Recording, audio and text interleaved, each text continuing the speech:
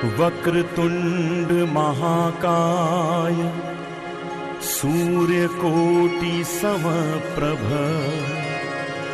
निर्विघ्नं कुरु मे देव सर्वकार्येषु सर्वदा।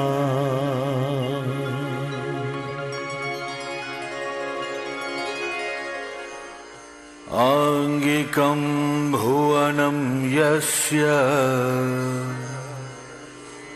वाचिकं सर्ववाङ्मयम्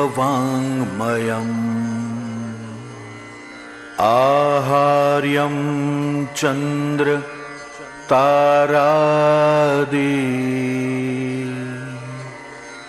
त्वं नमः सात्विकं शिवम्। નમસ્કાર. એક અગત્યની સૂચના.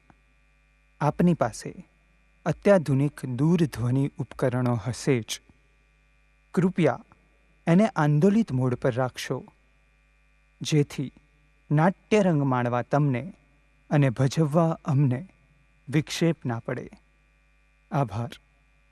આ નાટકનો હેતુ કોઈ ધાર્મિક કે સામાજિક લાગણીઓ દુભાવવાનો નથી, પરંતુ કડવી વાસ્તવિકતા પર પ્રકાશ પાડવાનો છે. કહેવાય છે કે સ્વયં ભગવાન પણ એના મા બાપનું ઋણ ચૂકવવા બેસે તો એનું પણ દેવાળું નીકળી જાય. એટલા અનંત છે, અપાર છે આ મા બાપના ઉપકાર. 31મા સમૂહલગ્નના ઉપક્રમે મા બાપના મહિમાને પ્રસ્થાપિત કરતી આ નાટકની પ્રસ્તુતિ હૃદયસ્પર્શી બની રહેશે એવો અમને વિશ્વાસ છે. એટર્નલ આર્ટ એકેડમી સુરત પ્રસ્તુત કરે છે સુખનું સરનામું. ભૂલ્યો સૌની ભૂલ્યો સંબંધની પ્રીત, નથી ખબર હવે શું હાર ને શું જીત. ભૂલ્યો સૌની ભૂલ્યો સંબંધની પ્રીત, નથી ખબર હવે શું હાર ને શું જીત. જીવન પથમાં મારે દુઃખ છે સવાયો, જીવન પથમાં મારે દુઃખ છે સવાયો. દુઃખનું સરનામું મારું ક્યાંક ખોવાયો, સુખનું સરનામું મારું ક્યાંક ખોવાયો.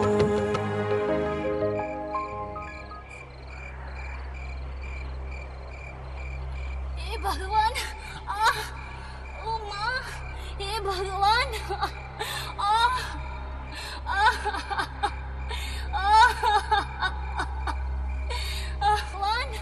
હિંમત રાખ બેન, હિંમત રાખ. ભગવાન બધું સારું કરી દેશે. થોડી હિંમત રાખ. હે ભગવાન, હું દુનિયાની પહેલી સ્ત્રી હોઈશ કે મારું બાળક મૃત્યુ પામેલું જન્મે એવી તને પ્રાર્થના કરું છું.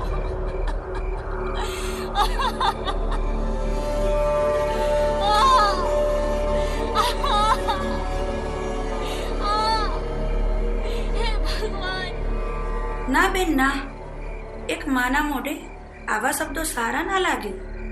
અને બાપને બધું જ સારું લાગે. એક સ્ત્રીને પ્રેમ જાળમાં ફસાવી પોતાની વાસનાનો શિકાર બનાવી એ સંબંધને તોડી નાખે તો સારું લાગે. અરે બાપના નામ વગર દીકરા કે દીકરીને આ દુનિયા શું નામ આપે છે એ ખ્યાલ છે ને તને? હિંમત રાખ, સૌ સારાવાના થશે. થોડી સહન શક્તિ રાખ બેન.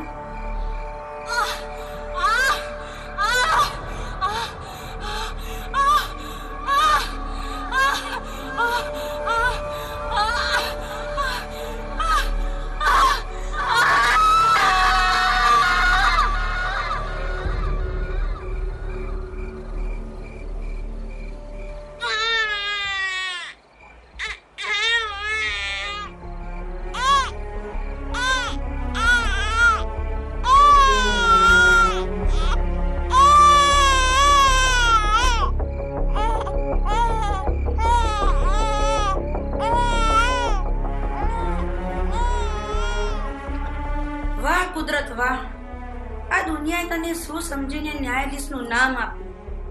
અરે, આ દુનિયા તને કંઈ પણ કહે, પણ તને કંઈ ફરક પડવાનો નથી. આ અભાગણી માએ એના બાળકના મોતની માંગણી કરી હતી અને તે એનો જ ભોગ લઈ લીધો. અરે, સંસાર કહે છે જે પાપ કરે છે એનો બદલો એને મળે છે.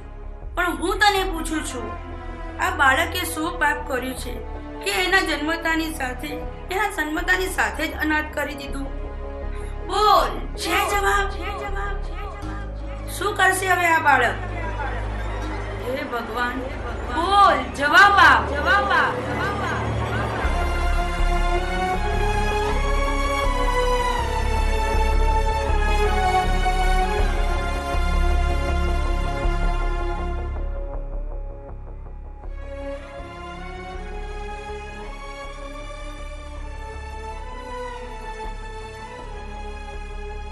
લેખક ધર્મેશ હજારી, દિગ્દર્શક Ashwin Patel, recording mister SMS વાળા, મ્યુઝિક સ્ટુડિયો અલથાણ, પાર્શ્વ સંગીત પ્રથમ સિદ્ધપુરા, ગાયક ઈશાન પંડ્યા અને પ્રથમ સિદ્ધપુરા, વોઇસ ઓવર શાશ્વત Patel, digital marketing mister SMS વાળા.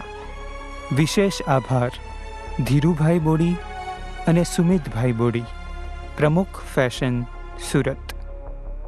કલાકાર મનહરલાલ, ધર્મેશ હજારી, લક્ષ્મી દેવી, ઇલા આચાર્ય, વિકી કિરણ સિદ્ધપુરા, રિયા ગ્રીષ્મા સદ્રાસણિયા, મનસુખ પાર્થ દવાડિયા, આશુતોષ અંકિત કોડચી, કાર્તિક કેયુર બોકરવાડિયા, પૂર્ણિમા આસિતા મહેરવાડિયા, સરસ્વતી કૃષા સદ્રાસણિયા, એક અજાણી સ્ત્રી મેશ્વા હજારી, મહેશભાઈ કિશન વડનગરા.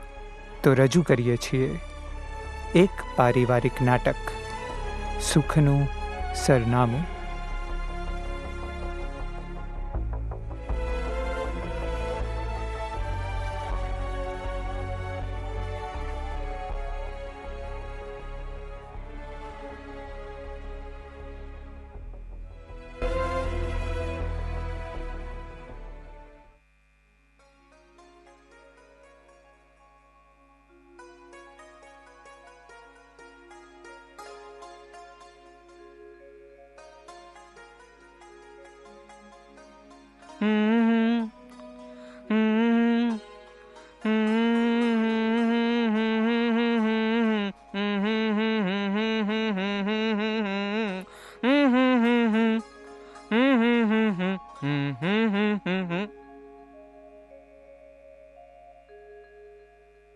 હાર્ટ એટેકથી બચવા માટે પત્નીની વાત સાંભળો. લો બોલો, આ વૈજ્ઞાનિકોનું નવું સંશોધન. ભાઈ, હું તો રહ્યો વાંઢો એટલે મને અનુભવ નથી. તાપી નદીના કાંઠે સેલ્ફી લેવા જતા 3 યુવાનો ડૂબી ગયા. હે ભગવાન, આ સેલ્ફીએ તો લોકોને ગાંડા ગેલા કરી દીધા છે. મારા મત મુજબ આ મોબાઈલના કારણે 20 વર્ષ પછી દરેક ઘરમાં એક ગાંડો માણસ હશે. મારું બેટું, દરેક ઘરમાં એક ગાંડો માણસ હશે તો ઘરની હાલત કેવી હશે? આ મારા ઘર જેવી. મારા ઘરમાં તું એક ગાંડો માણસ તો ઓલરેડી પહેલેથી જ છે ને. શેઠ, મને ગાંડો કર્યો કોણે? કોણે? તમે બધાએ. એ કેવી રીતે? જો શેઠ, તમને બાજરીના રોટલા ભાવે છે, શેઠાણીને ઘઉંની રોટલી, અને નાના શેઠને પાવભાજી અને મંચુરિયન. આ તમારા ત્રણેયનું રોજ અલગ અલગ રાંધીને જ તો ગાંડો થઈ ગયો. તારી વાત તો વિચારવા જેવી છે. તારા શેઠાણી મંદિરથી આવી ગયા? ના શેઠ, પણ એમને આવવાનો સમય થઈ ગયો છે.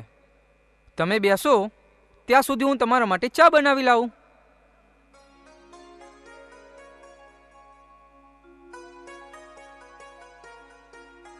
જય શ્રી કૃષ્ણ. જય શ્રી કૃષ્ણ. અરે લક્ષ્મી, તારે મને પગે લાગવાનું ના હોય. આવ, બેસ. હું તમને રોજ સવારે પગે લાગુ છું અને તમે મને રોજ આ જ વાક્ય કહો છો, પણ મારા માટે તો તમે જ મારા પરમેશ્વર છો. તારી વાત એકદમ સાચી છે, પણ કદાચ બધી સ્ત્રીઓ તારા જેવી પતિભક્ત નથી હોતી. તારા જેવી પત્ની મેળવીને આજે હું ધન્યતાની લાગણી અનુભવું છું. શેઠ, તમે તો ભાગ્યશાળી છો કે તમને મારા શેઠાણી જેવા પત્ની મળ્યા છે. સાચું કહું ને તો તમારી બંનેની જોડીમાં મને રાજા દશરથ અને માતા કૌશલ્યાના દર્શન થાય છે. અરે સવારે સવારે માખણ મારવાનું બંધ કર અને આ તારા શેઠાણીને સમજાવ. શેઠ, મારા શેઠાણી એટલા સમજદાર છે કે અમને કંઈ સમજાવવાની જરૂર જ નથી. ઘરમાં નોકર હોવા છતાંય અડધું કામ તો જાતે જ કરે છે. તો એમાં શું થયું? હું કામ કરું છું તો મારું શરીર સ્વસ્થ રહે છે અને દિવસ ક્યાં પસાર થાય છે એ ખબર જ પડતી નથી. અને હા, રહી વાત મનસુખની, તો એ મારા ઘરનો નોકર નહીં પણ મારા દીકરા જેવો જ છે. શેઠાણી બા, તમે મને દીકરો કહ્યો? હા મનસુખ. દીકરો શબ્દ સાંભળવા માટે તો હું જન્મ્યો ને ત્યાંથી જ ઝંખી રહ્યો હતો, અને આજે તમે મને દીકરો કહ્યો. મહેરબાની કરીને એકવાર ફરીથી એ શબ્દ બોલો ને. મનસુખ, સાચે જ તું મારા દીકરા જેવો જ છે.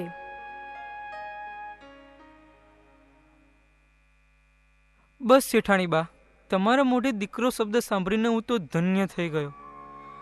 મેં તો ક્યારે મારા માતા પિતાને જોયા નથી, પણ આજે એ વાતની ખોટ પણ તમે પૂરી કરી દીધી. મનસુખ, તું તો વધારે પડતો લાગણીશીલ થઈ ગયો ને ભાઈ. હા શેઠ, મારા જેવા અનાથને કોઈ દીકરો કહીને બોલાવે ને તો તરત જ મને એમનામાં મારા માતા પિતાની છબી દેખાય છે.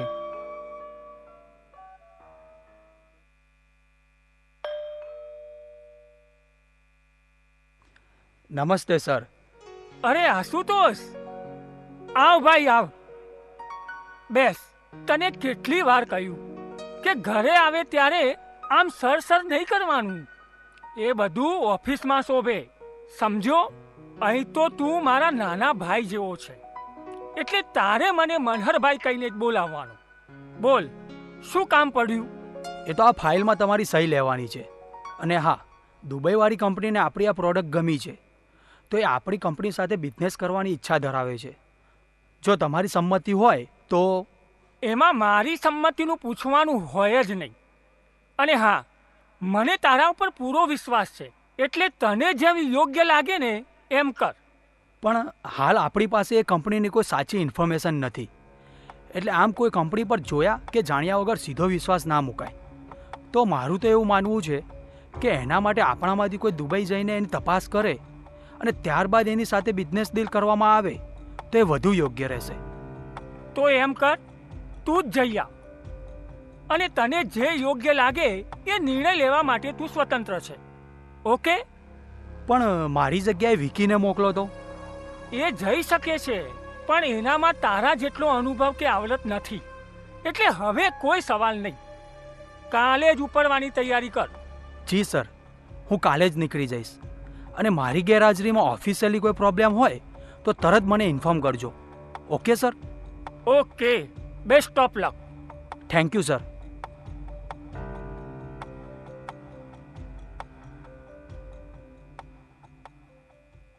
આશુતોષની જગ્યાએ વિકીને મોકલ્યો હોત તો એનું ફરવાનું પણ થઈ જાત અને થોડો અનુભવ પણ મળત.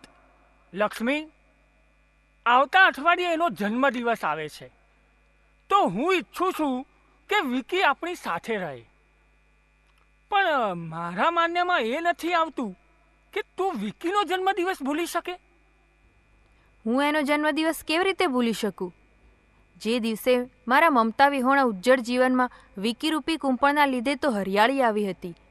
અરે તમને યાદ છે, જે દીકરાને પામવા માટે તો આપણે પૈસાને પાણીની જેમ વાપરી નાખ્યા. એવું તો કોઈ દવાખાનું કે મંદિર નહોતું કે જેના પગથિયા આપણે ના ચઢ્યા હોય. અરે મોટા મોટા ડૉક્ટરો પણ આપણા કેસમાં નિરાશ થઈ ગયેલા. પણ કહેવાય છે ને કે ઈશ્વરના ઘેર દેર છે પણ અંધેર નથી. અને આખરે કુદરતે મારી મમતાની લાજ રાખી અને વિકી. ભૂતકાળને વાગોળવાનો કોઈ ફાયદો નથી લક્ષ્મી. જોત જોતામાં આજે આપણો વિકી 25 વર્ષનો થઈ ગયો અને આ વખતે હું ધંધાની સંપૂર્ણ જવાબદારી એના હાથમાં સોંપીને મુક્ત થવા માંગુ છું. હું તમારા વિચાર સાથે સંમત છું અને આમે વિકી તમારી સાથે રહીને બિઝનેસને કેવી રીતે હેન્ડલ કરવો એ બરાબર શીખી ગયો છે. હા લક્ષ્મી, એટલા માટે જ તો હું એને આપણી કંપનીનો ચેરમેન બનાવવા માંગુ છું. હા, અને સાથે સાથે મારી તો એવી ઈચ્છા છે કે જલ્દીમાં જલ્દી એના લાયક કોઈ છોકરી મળી જાય તો એના લગ્ન પણ કરાવી દઈએ. તારી વાત વિચારવા જેવી છે. અરે લક્ષ્મી, વિકી મારો દીકરો છે એટલે લગ્ન તો ધામધૂમથી જ થશે. આખી દુનિયા જોતી રહી જશે. અરે હા, લગ્નની વાત પરથી યાદ આવ્યું, આજે તો પેલા પન્નાબેનના દીકરાના લગ્ન છે તો આપણને અચૂક જવાનું કહ્યું છે. તો ચાલો, હું તો તૈયાર જ છું ને.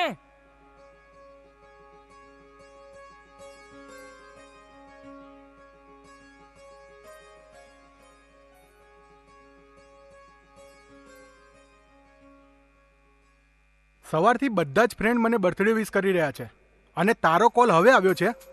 નો નો નો આર્ગ્યુમેન્ટ. મેં તો જોઈ લીધી તારી દોસ્તી.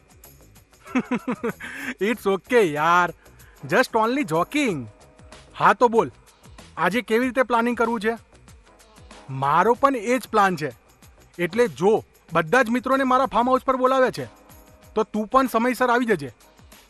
હું તને મેસેજ કરીશ. ઓકે.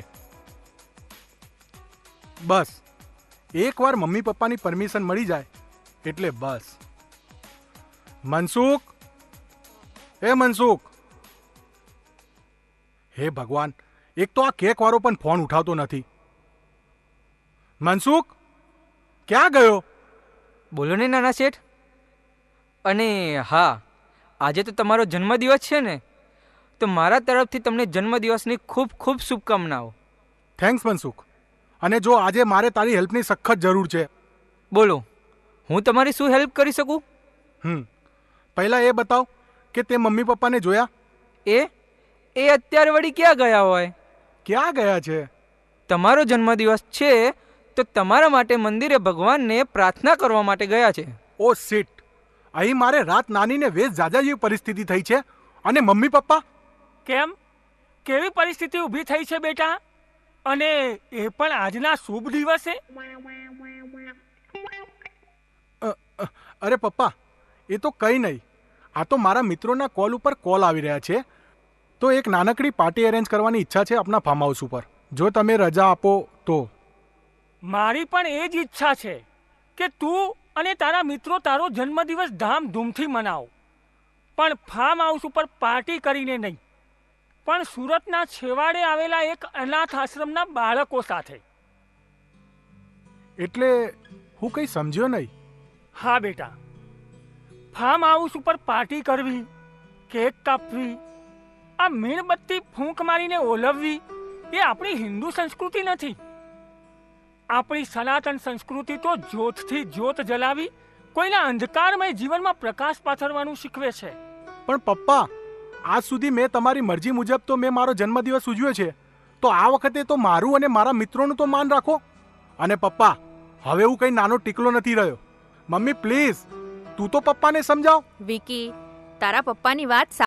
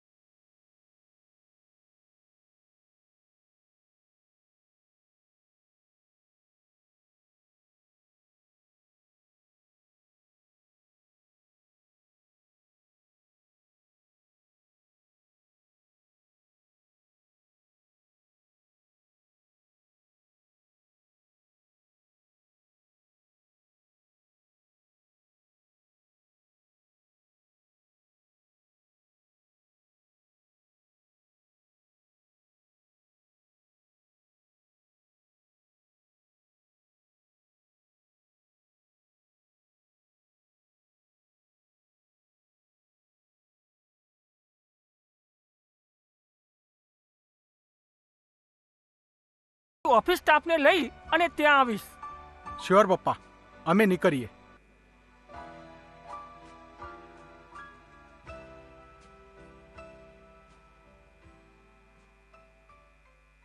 લક્ષ્મી, તું રોજ મને કહેતી હતી ને કે ક્યાં સુધી આ બિઝનેસ આખો માથા ઉપર લઈને ફરશો, તો આજે એ દિવસ આવી ગયો. આજે વિકીના જન્મદિવસ નિમિત્તે આશ્રમમાં બધાને ભેગા કરવાનો મારો આશય આ જ હતો. હું કાંઈ સમજી નહીં.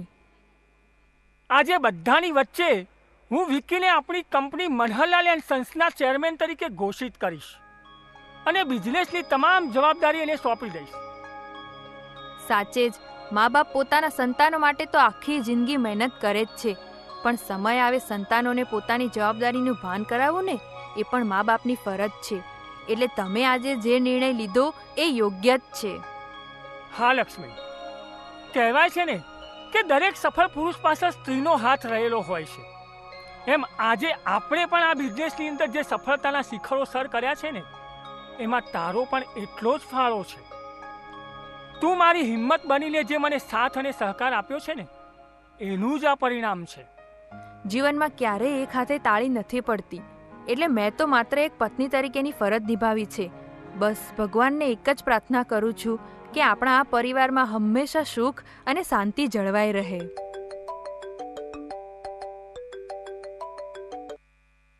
હલો, હા આશુતોષ બોલ. શું વાત કરે છે? દુબઈની કંપની આપણી સાથે 10 વર્ષ કામ કરવા માટે તૈયાર છે? કોંગ્રેચ્યુલેશન આશુતોષ, મને પૂરો ભરોસો હતો તારા પર કે તું ચોક્કસ આ કોન્ટ્રાક્ટ મેળવીને જ રહીશ. Okay, no problem. ફ્રી થઈને ડિટેલમાં વાત કરજે. જોયું લક્ષ્મી, આજે તો ખુશીઓનો પાર નથી. તે સાંભળ્યું? અરે આપણો બિઝનેસ હવે 4 ગણો વધી જશે. હા, આ સફળતા જે આજે મળી છે ને એનો પૂરેપૂરો યશ આશુતોષભાઈના ફાળે જાય છે. ખરેખર એમની વફાદારી અને કર્તવ્ય નિષ્ઠાને કારણે જ આજે આપણે સફળતાના એક પછી એક સોપાન સર કરી રહ્યા છીએ. તારી વાત એકદમ સાચી છે, અને એટલે જ તો હું પણ એને મારા નાના ભાઈ જેવો જ માનું છું. ચાલ હવે જલ્દી ઓફિસ જઈએ અને બધાને આ ખુશીના સમાચાર આપીએ. હા, ચાલો.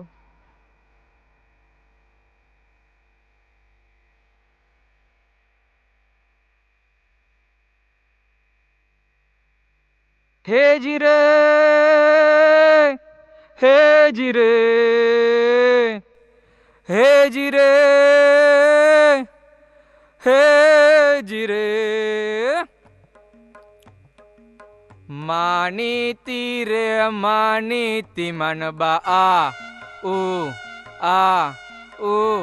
ઉમાપુરમ ડિંડોલીને શેરીઓ મોનબા આ મારા શેઠજી ઓડે લાયા માનબા આ ઓહડે પે પે બોલે મોનબા આ ઓડી આપરે શું કમની મોનબા આ મનસુખ, આ બધું શું માંડ્યું છે સવારે સવારે? લ્યો, રહી જતું તું. શેઠે રંગમાં ભંગ પાડ્યો મોનબા આ શું બોલ્યો? એ તો કઈ નહીં મોટા શેઠ, આ નાના શેઠ ઓડી લાય ને એના વખાણ કરતો હતો. શું? કોને કહ્યું તને કે વિકી નવી ગાડી લાવ્યો? લ્યો શેઠ, આખા ગામમાં ઢંઢેરો પીટાઈ ગયો અને તમને ખબર જ નથી? ના મનસુખ, મને તો સાચે જ ખબર નથી. વિકીએ તો મને કોઈ વાત કરી જ નથી. લક્ષ્મી, ઓ લક્ષ્મી, સાંભળે છે?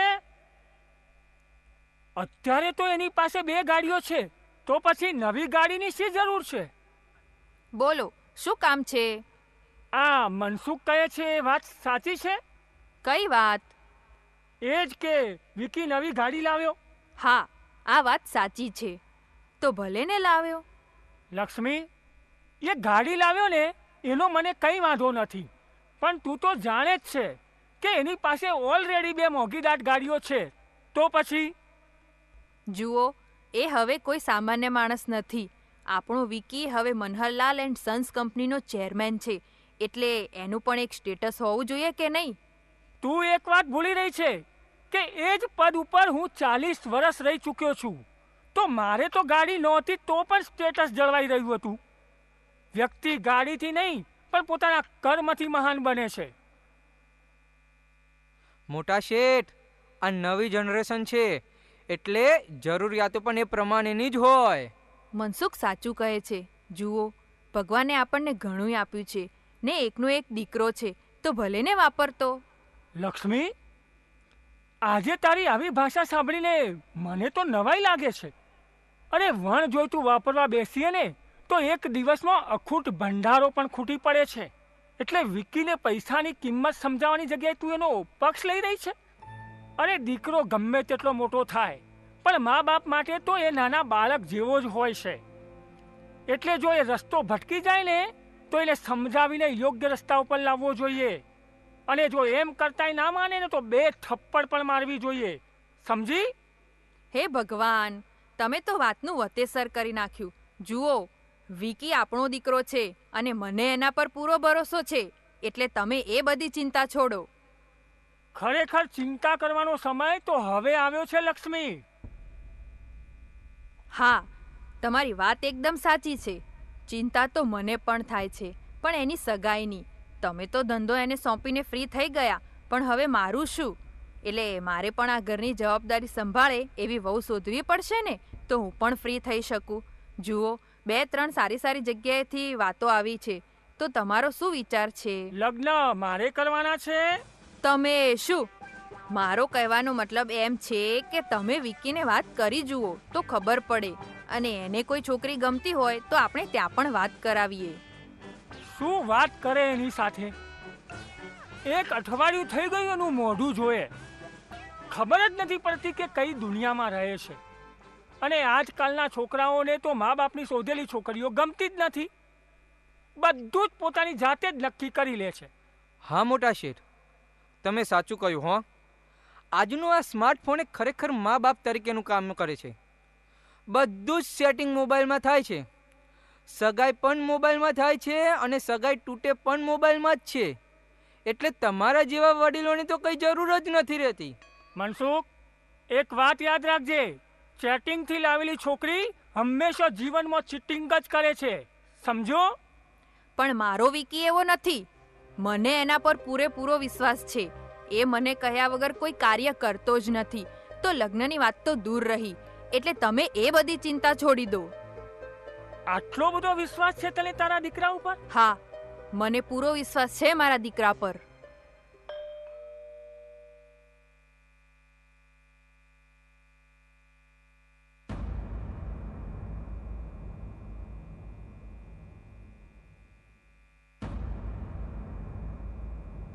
પપ્પા, મમ્મી, આ રિયા છે અને હું રિયાને ખૂબ જ પ્રેમ કરું છું. પણ રિયાના ઘરવાળા અમારા લગ્ન માટે રાજી નહોતા, એટલે મેં અને રિયાએ કોર્ટ મેરેજ કરી લીધા છે.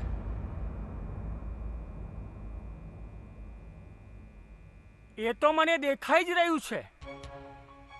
જોયું લક્ષ્મી? તારો દીકરો તો જાણે કોઈ મોટું પરાક્રમ કે સાહસ કરીને આવ્યો હોય ને એમ એની ઈશ્કે દાસ્તાન સંભળાવી રહ્યો છે. તને તો તારા આ દીકરા ઉપર પૂરો વિશ્વાસ હતો ને? શું થયું તારા વિશ્વાસનું? અને વિકી, આ રિયા તને ગમતી હતી તો તારે અમને વાત કરવી જોઈતી હતી ને. હું એના માતા પિતાને સમજાવત, પણ આજે તે જેમ ભાગીને લગ્ન કર્યા છે ને એને હું ક્યારેય સ્વીકાર ના કરી શકું. પણ પપ્પા, મારી વાત તો સાંભળો. અમારી કંઈક તો મજબૂરી હશે જેથી અમારે આ પગલું ભરવું પડ્યું હશે. એક જ મજબૂરી હોય છે જેનું નામ છે માત્ર ને માત્ર મોહ, જેને તમારા જેવા લબરમુછિયાઓ પ્રેમ માની બેઠા છે. બાકી સાચો પ્રેમ ક્યારેય તમને આવું પગલું ભરવા માટે પ્રેરણા નથી આપતો. સમજો? જુઓ, વિકી અને રિયા એકબીજાને સાચો પ્રેમ કરે છે. એ વાતની તને કેવી રીતે ખબર પડી? અરે 25 વર્ષ તે જે દીકરાને પાળી પોષીને મોટો કર્યો ને, એ દીકરો જો તારો ભરોસો 1 મિનિટમાં તોડી શકતો હોય તો હું એના પ્રેમ ઉપર કેવી રીતે ભરોસો કરી લઉં? પપ્પાજી, અમે સ્વીકારીએ છીએ કે અમારાથી ભૂલ થઈ ગઈ છે, પણ તમે તો વડીલ છો ને, બાળક સમજીને અમને માફ કરી દો. માફ કરવા વાળો હું કોણ? અરે સૌ પ્રથમ તો તું તારા મા બાપની ગુનેગાર છે, એટલે એમની માફી માંગ કે જેમને તને જન્મ આપ્યો. અને આજે તે એમના ધોળામાં ધૂળ નાખી. અરે એક બાપ માટે તો પોતાની દીકરી જ પોતાનું સ્વમાન હોય છે, જેને લીધે એ સમાજની અંદર પોતાનું માથું હંમેશા ગર્વથી ઊંચું રાખીને જીવે છે. અને જ્યારે એ જ દીકરી તારી જેમ સમાજની મર્યાદાઓનું ઉલ્લંઘન કરે છે ને, ત્યારે એ મા બાપનું માથું હંમેશા માટે શરમથી નીચું થઈ જાય છે. અને હું એવું ક્યારેય નથી ઈચ્છતો કે તારા કારણે તારા મા બાપની આવી દશા થાય.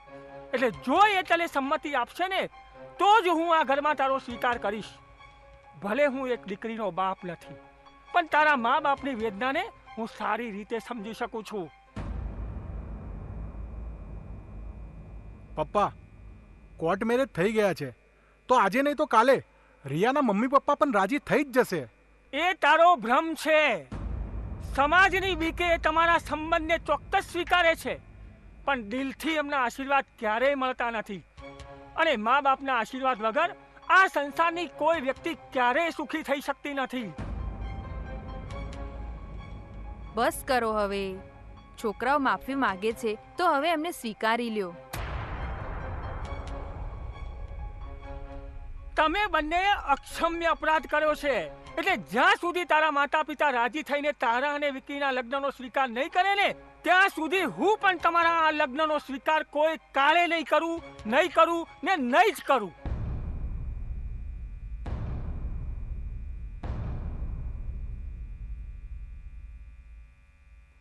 બેટા, તમે ચિંતા નહીં કરો.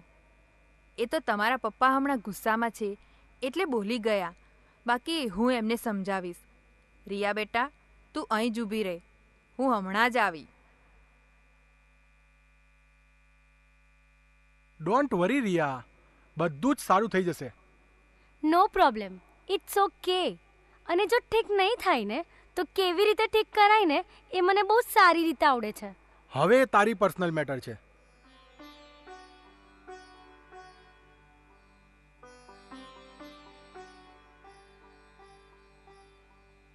સુખી થાઓ. રિયા બેટા, આજથી તું જ આ ઘરની વહુ છે.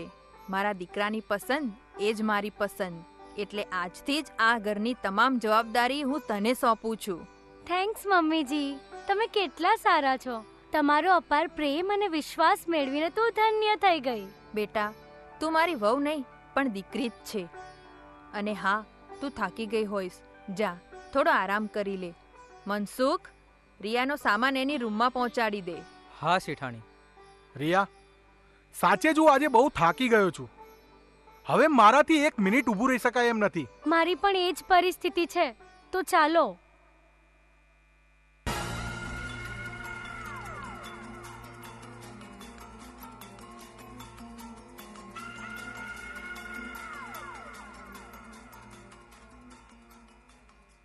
જોયું?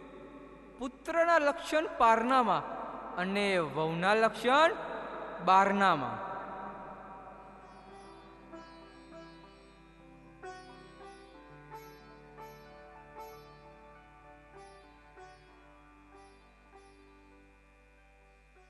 મનસુખ, ઓ મનસુખ, ક્યાં મરી ગયો આ ગધેડો?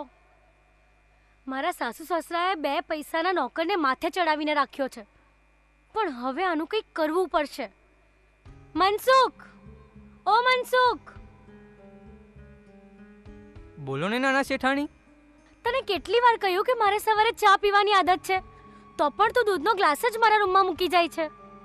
તમારી વાત સાચી છે, પણ આ ઘરનો નિયમ હું ન બદલી શકું. કયો નિયમ?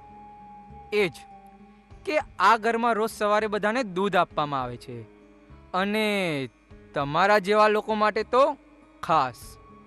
એટલે તું કહેવા શું માંગે છે? એ તો કંઈ નહીં નાના શેઠાણી, મને તો ખબર જ છે કે રોજ સવારે તમને ચા પીવાની આદત છે, પણ મોટા શેઠાણીએ રોજ સવારે તમને દૂધ આપવાનું કહ્યું છે. હવે આ ઘરની શેઠાણી હું છું, એ ડોશી નહીં, સમજ્યો? એટલે હું જેમ કહું ને એમ જ તારે કરવાનું, નહીં તો તું ગયો કામથી. હું તમારું કામ કરવા માટે બંધાયેલો છું, તમારી ધમકીઓ સાંભળવા માટે નહીં. એટલે તમારો રૂઆબ કોઈ બીજાને બતાવજો.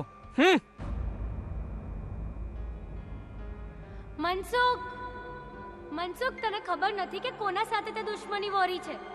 તારી અને મમ્મી પપ્પાને શાંત ઠેકાણે લાવવા માટે હવે વિક્કી નામના શસ્ત્રનો ઉપયોગ કરવો જ પડશે. રિયા, એકલી એકલી કોની સાથે વાતો કરે છે? હું તારી સાથે કોઈ વાત નથી કરવા માંગતી. કેમ? શું થયું? તે લગ્ન પહેલા તો મને કેવા કેવા સપના બતાવ્યા હતા, જ્યારે અત્યારે તો એમાંનું કંઈ જ નથી દેખાતું. જોઈ લીધો તારો પ્રેમ. હવે ગોળ ગોળ વાતો કર્યા વગર સીધે સીધું બોલે તો મને ખબર પડે કે થયું છે શું. થવાનું શું હોય? સવારે સવારે તારા મમ્મી પપ્પા આરતીની ઘંટડી વગાડી વગાડીને મારી ઊંઘ બગાડે છે, અને ઉઠ્યા પછી પેલો મનસુખિયો મારી કોઈ વાત સાંભળતો નથી. હું એને કંઈ કહું છું તો એ પાછો મારી સામે ઊંચા અવાજે વાત કરે છે. જો વિકી, મારી એક વાત કાન ખોલીને સાંભળી લે. હું આ ઘરમાં આ બધું સહન કરવા માટે ટેવાયેલી નથી. બસ આટલી નાની અમથી વાત માટે તે તારા સુંદર ચહેરા પર ગુસ્સો લાવીને એની સુંદરતા બગાડી દીધી. આજે જ હું મનસુખને કહી દઈશ કે તારી સામે કંઈ જ નહીં બોલે, અને તું જેમ કહીશ એમ જ કરશે. ઓકે? અને રહી વાત મમ્મી પપ્પાની, તો શું તો કરે છે? હવે તારા મોઢામાં મગ ભરાઈ ગયા. એવું નથી રિયા, એ મારા મમ્મી પપ્પા છે, એટલે મારાથી એમને કંઈ જ ના કહેવાય. અને તું તો જાણે જ છે કે જો હું તારું સાંભળીશ તો મમ્મી પપ્પા મને વહુ ગેલો કહેશે, અને જો એમનું સાંભળીશ તો તું મને માવડિયો કહીશ. એટલે મારી હાલત તો અત્યારે સૂડી વચ્ચે સોપારી જેવી થઈ છે. એટલે હવે તું સમજી જાય ને તો વધારે સારું. અને રિયા, આમે એ લોકો જેટલા કાઢ્યા એટલા કાઢવાના નથી, તો શું કામ એમની સાથે માથાકૂટ કરી તારો મૂડ બગાડે છે? હે ચાલ, હવે એક સ્માઇલ આપી દે તો સવારે સવારે મૂડ આવી જાય. આ થઈને વાત. ચાલ, એ વાતની ખુશી પર હું આજે ઓફિસથી જલ્દી ઘરે આવીશ. તો મારી ઈચ્છા એવી છે કે આપણે મૂવી જોવા જઈએ. તારો આઈડિયા સારો છે. આમેય હું ઘરમાં એકલી એકલી બોર થાઉં છું. તો હવે હું તૈયાર થવા જાઉં?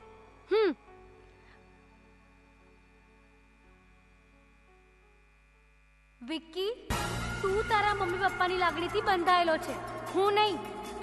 તારા અને મારા પ્રેમની વચ્ચે આવનાર મારા મમ્મી પપ્પાને જો હું છોડી શકતી હોઉં તો તારા મમ્મી પપ્પા તો માય ફૂટ.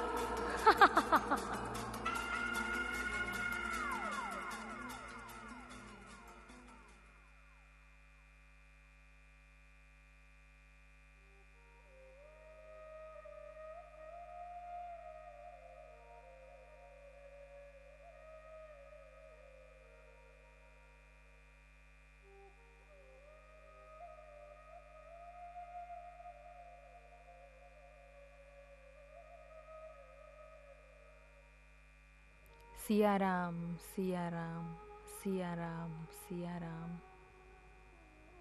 હે નારાયણ, સર્વ જીવ પર તારી કૃપા બનાવી રાખે એવી હું તને પ્રાર્થના કરું છું. સિયારામ સિયારામ. મનસુખ, ઓ મનસુખ, ક્યાં ગયો? સવારથી મનસુખ દેખાયો નથી. ના જાણે ક્યાં ગયો છે. મનસુખ, સવારથી સાંજ સુધી મનસુખ મનસુખ મનસુખ, આ બધું શું માંડ્યું છે મમ્મીજી? સવારે સવારે હું તમારો આ હોબાળો સાંભળવા માટે બિલકુલ ટેવાયેલી નથી, સમજ્યા? અને રહી વાત મનસુખની, તો એક વાત કાન ખોલીને સાંભળી લો. એ આ ઘરનો નોકર છે તો એને નોકર જ રહેવા દો. એને માથે ચડાવવાની કોઈ જરૂર નથી. પણ બેટા, એ સવારથી દેખાયો નથી. અને દેખાશે પણ નહીં. પણ કેમ? કેમ કે વિક્કી સાથે ઓફિસ ગયો છે આજે. મનસુખ? અને એ પણ ઓફિસે? હા, મેં મારા અંગત કામ માટે વિક્કી સાથે મોકલ્યો છે. એટલે હવે વધારે સવાલ ના કરો ને તો જ સારું. એ નથી તો પછી આજે આ ઘરનું કામ કોણ કરશે? તમે નવરાજ છો ને મમ્મીજી? રિયા, આ તું શું બોલે છે એનું ભાન છે તને? અવાજ નીચો સાસુમાં, અવાજ નીચે રાખીને વાત કરો. અને હા, એક દિવસ જો તમે જાતે થોડું કામ કરી લેશો ને તો કંઈ જ ફેર નથી પડવાનું. લાગે છે ક્યાંક મેં તને ઓળખવામાં ભૂલ તો નથી કરીને? બિલકુલ નહીં સાસુમાં, બિલકુલ નહીં. તમે તો મને આ ઘરમાં પગ મૂકતાની સાથે જ ઓળખી ગયા હતા અને એટલે જ તો આવતાની સાથે જ ઘરની તમામ જવાબદારીઓ મારા હાથમાં એકદમ સહેલાઈથી આપી દીધી. સાચું કહું ને મમ્મીજી, તો મને જરાય વિશ્વાસ નથી થતો મારી જાત પર કે હું આટલી સહેલાઈથી કરોડોની સંપત્તિની માલકીન બની જઈશ. પણ તારો આ ખોખલો વિશ્વાસ જાજો સમય ટકવાનો નથી, એ વાતને બરાબર સમજી લેજે. ટકશે મમ્મીજી, જરૂર ટકશે, અને એમાં તમે જ મને મદદ કરશો. હું જ્યાં સુધી આ ઘરમાં છું ને ત્યાં સુધી તારી કોઈ મેલી મુરાદને પૂરી નહીં થવા દઉં.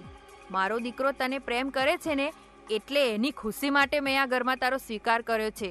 એનો મતલબ તું એમ ના સમજતી કે ઓકે મમ્મીજી, માની લીધું કે તમે તમારા દીકરાની ખુશી માટે મારો આ ઘરમાં સ્વીકાર કર્યો છે, પણ મેં તો ફક્ત તમારી આ કરોડો રૂપિયાની સંપત્તિની માલકીન બનવા માટે જ વિક્કી સાથે ભાગીને લગ્ન કર્યા છે. મારા માટે તો રૂપિયો જ સર્વસ્વ છે. એટલે હવે તમારે બધાએ હું જેમ કહું ને એમ જ કરવાનું છે. આ ઘર મારું છે અને હું જ એમાં રાજ કરીશ. આ ઘરની દરેક ઈંટ પ્રેમ અને લાગણીના પરસ્પર સંબંધોથી જોડાયેલી છે, એટલે તું એને તોડવામાં ક્યારેય સફળ નહીં થઈ શકે. મમ્મીજી, હું એ જ પ્રેમ અને લાગણીને મારો હાથો બનાવીને મારો ગોલ પૂરો કરવામાં માનું છું. એટલે તું કહેવા શું માંગે છે? એ જ કે જો તમે લોકો આ ઘરની સુખ શાંતિ જાળવી રાખવા માંગતા હો ને તો ચૂપચાપ હું જેમ કહું ને એમ કરતા રહેજો, નહીં તો એવી આગ લગાવીશ ને કે તમારા દીકરાની અને તમારી બધાની જિંદગી. સમજી ગયા ને?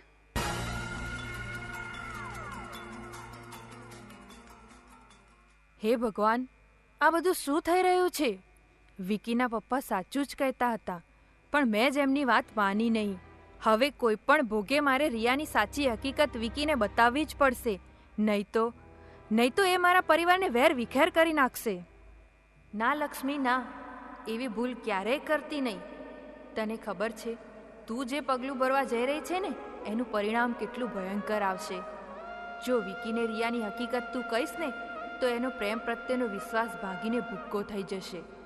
અને તું તો એક મા છે, તો પોતાના દીકરાની ખુશીમાં આગ લગાવવાનું કારણ તું કેવી રીતે બની શકે? લક્ષ્મી, બસ એક કડવો ઘૂંટ પી નહીં શકે તારા દીકરાની ખુશી માટે? વિકી અને રિયાના લગ્ન જીવનની શરૂઆતમાં જ જો બંને વચ્ચે તિરાડ ઊભી થશે ને તો તું એક મા થઈને કેવી રીતે સહન કરીશ?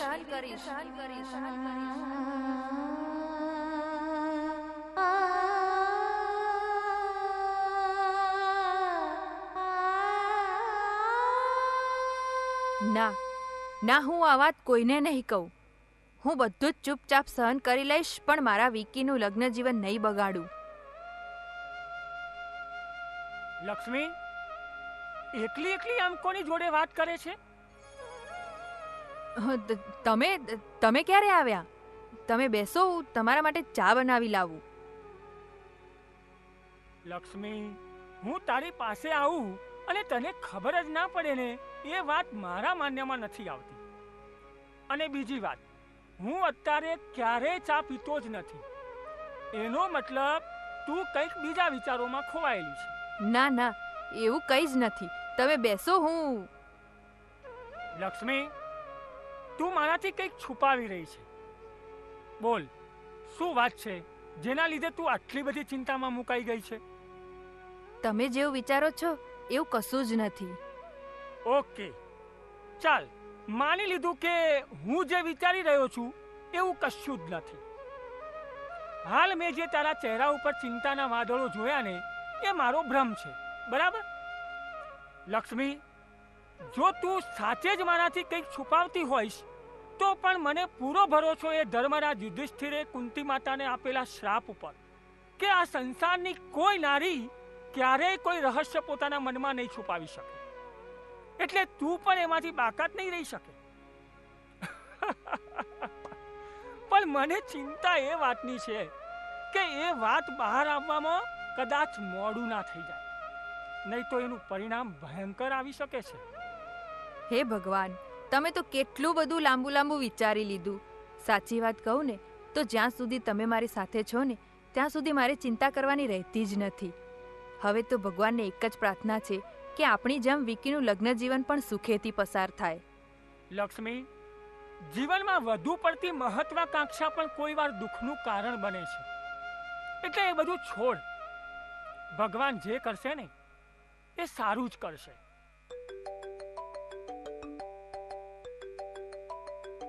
હલો, કોણ? અરે હા, બોલો બોલો જગદીશભાઈ, કેમ છો? મજામાં તો છો ને? ઘણા દિવસે યાદ આવીને કંઈક અમારી. હા, એ વાત પણ સાચી છે. હા, તમારી 2 વર્ષથી કોરોનાએ આપણને બધાને એકબીજાથી દૂર કરી દીધા હતા. બોલો બોલો, બીજું શું ચાલે છે? ઓહ, શું વાત કરો છો? ક્યારે છે બેબીના લગ્ન? ઓકે, એમ વાત છે. બહુ સરસ. ખરેખર જગદીશભાઈ, હું આ તમારા કંકોત્રીવાળા કાર્યને બિરદાવું છું. કેમ કે એમાં સમય અને કાગળ બંનેની બચત થાય છે અને સાથે સાથે સોશિયલ મીડિયાનો ભરપૂર ઉપયોગ. હા હા, ચોક્કસ જગદીશભાઈ, અમે બધા સમયસર સહકુટુંબ આવી જઈશું. ઓકે, જય શ્રી કૃષ્ણ. જગદીશભાઈની દીકરીના લગ્ન છે. હા, એ વાતની તો ખબર પડી, પણ આ કંકોત્રી એટલે શું? એક જ મિનિટ, હમણાં જ બતાવતો. જો, આને કહેવાય કંકોત્રી. હવે સમજણ પડી? હા, પણ આ તો મોબાઈલ છે ને. લક્ષ્મી, હવે લગભગ બધા જ જોડે સ્માર્ટફોન થઈ ગયા છે. એટલે સોશિયલ મીડિયાના માધ્યમથી એક જ મિનિટમાં બધા સંબંધીઓ સુધી આ આમંત્રણ પત્રિકા પહોંચી જાય. અને જો આ ખાનામાં આપણા પરિવારમાંથી કેટલા સભ્યો લગ્નમાં જવાના છે એની સંખ્યા લખવાની. એટલે ચોક્કસ આયોજન થઈ શકે. આનાથી અન્નનો બગાડ પણ અટકાવી શકાય છે ને? એકદમ સરસ વિચાર. હા, કોઈએ તો આવી શરૂઆત કરવી જ પડે ને. પણ લગ્ન ક્યારે છે? આવતા અઠવાડિયે જ છે. અને આપણે બધાએ દીકરીને આશીર્વાદ આપવા માટે જવાનું છે. તો ઘરના બધા સભ્યોને તું જાણ કરી દેજે.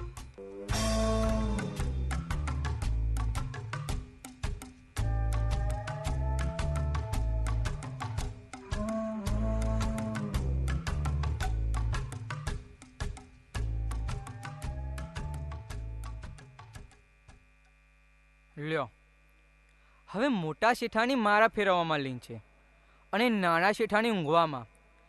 આમાં તો મારા બધાએ કામનું ટાઈમ ટેબલ ખોરવાઈ જાય છે. મનસુખ, આજે તો વહેલો નવરો થઈ ગયો લાગે છે ને. કઈ ક્યાંથી નવરો થાય? જ્યારથી આ રિયા મેડમે ઘરમાં એન્ટ્રી મારી છે ને ત્યારથી તો મારા બધાએ કામનું ટાઈમ ટેબલ ખોરવાઈ ગયું છે. કેમ, શું થયું?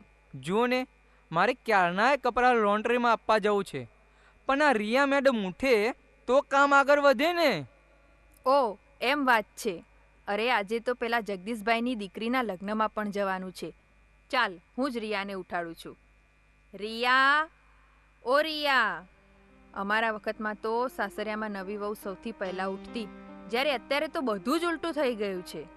સાવ સાચી વાત કરી હો શેઠાણી બા. બોલો મમ્મીજી, સવારે સવારે કેમ આમ બૂમાબૂમ કરી મૂકી છે આખા ઘરમાં? એ તો આ મનસુખને કપડાં લોન્ડ્રીમાં આપવા જવા છે અને આપણે બધાએ હમણાં લગ્નમાં જવાનું છે. તો જરા. તો શું? અરે, હું અહીંયા ટેન્શનમાં છું અને તમને કપડાં અને લગ્નમાં જવાની પડી છે. શેનું ટેન્શન છે રિયા બેટા? કાલ રાતનો મારા ગળાનો હાર ગુમ થઈ ગયો છે. ના જાણે ક્યાં પડી ગયો છે કે પછી કોઈએ ચોરી લીધો છે, એ જ સમજાતું નથી. ના ના બેટા, એ તો તારા હાથે જ કંઈ કામ તેમ મુકાઈ ગયો હશે. બાકી આ ઘરમાં તો કોઈ બહારની વ્યક્તિ આવી જ નથી, તો ચોરીનો તો સવાલ ઊભો થતો જ નથી. મેં આખા ઘરમાં તપાસ કરી પણ હાર મળતો જ નથી મમ્મીજી. અને તમે કહો છો એમ બહારથી કોઈ આવ્યો નથી, તો પછી હાર ગયો ક્યાં? મનસુખ, ક્યાંક તે તો. નાના શેઠાણી, મોઢું સંભાળીને વાત કરો. ભલે હું ગરીબ હોઉં, પણ આજ સુધી ક્યારે કોઈનું હરામનું ખાધું નથી, સમજ્યા? હા રિયા, મનસુખ વર્ષોથી આ ઘરમાં નોકરી કરે છે અને મને પૂરો ભરોસો છે કે મનસુખ તો આવું ક્યારેય ના કરે. મમ્મીજી, આવા ગરીબોની આ જ તો ખાસિયત છે. પહેલા બધાના વિશ્વાસ જીતી લે, પછી ક્યારે હાથ સાફ કરી જાય ને એ કોઈને ખબર ના પડે. સવારે સવારે શેની માથાકૂટ કરે છે રિયા? જોને વિકી, કાલનો મારો હાર ગુમ થઈ ગયો છે. તો મેં આ મનસુખને ખાલી પૂછ્યું, એમાં તો જો કેટલો ગુસ્સો થઈ ગયો મારા ઉપર. અને વિક્કી આપણા ઘરમાં બહારનું કોઈ આવ્યું જ નથી, તો મેં મનસુખને પૂછ્યું, એમાં ખોટું શું કર્યું બોલ? મનસુખ, રિયાની વાત સાચી છે. જો એને તારા પર શક હોય તો તારો થેલો બતાવી દે ને, એટલે વાત પતે. પણ નાના શેઠ, મેં ચોરી કરી જ ના હોય તો શું કામ મારો થેલો બતાવું? અને નાના શેઠ, તમને મારા પર ભરોસો નથી? એ તો બધા ચોર આવું જ બોલે. અને જો તું એટલો બધો સાચો ને શરીફ હોય ને તો બતાવી દે તારો થેલો, બતાવી દે.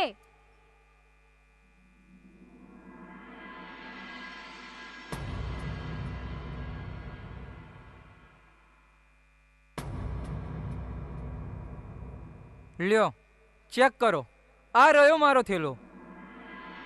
વિક્કી, તું તારા હાથે જ ચેક કર આ થેલાને.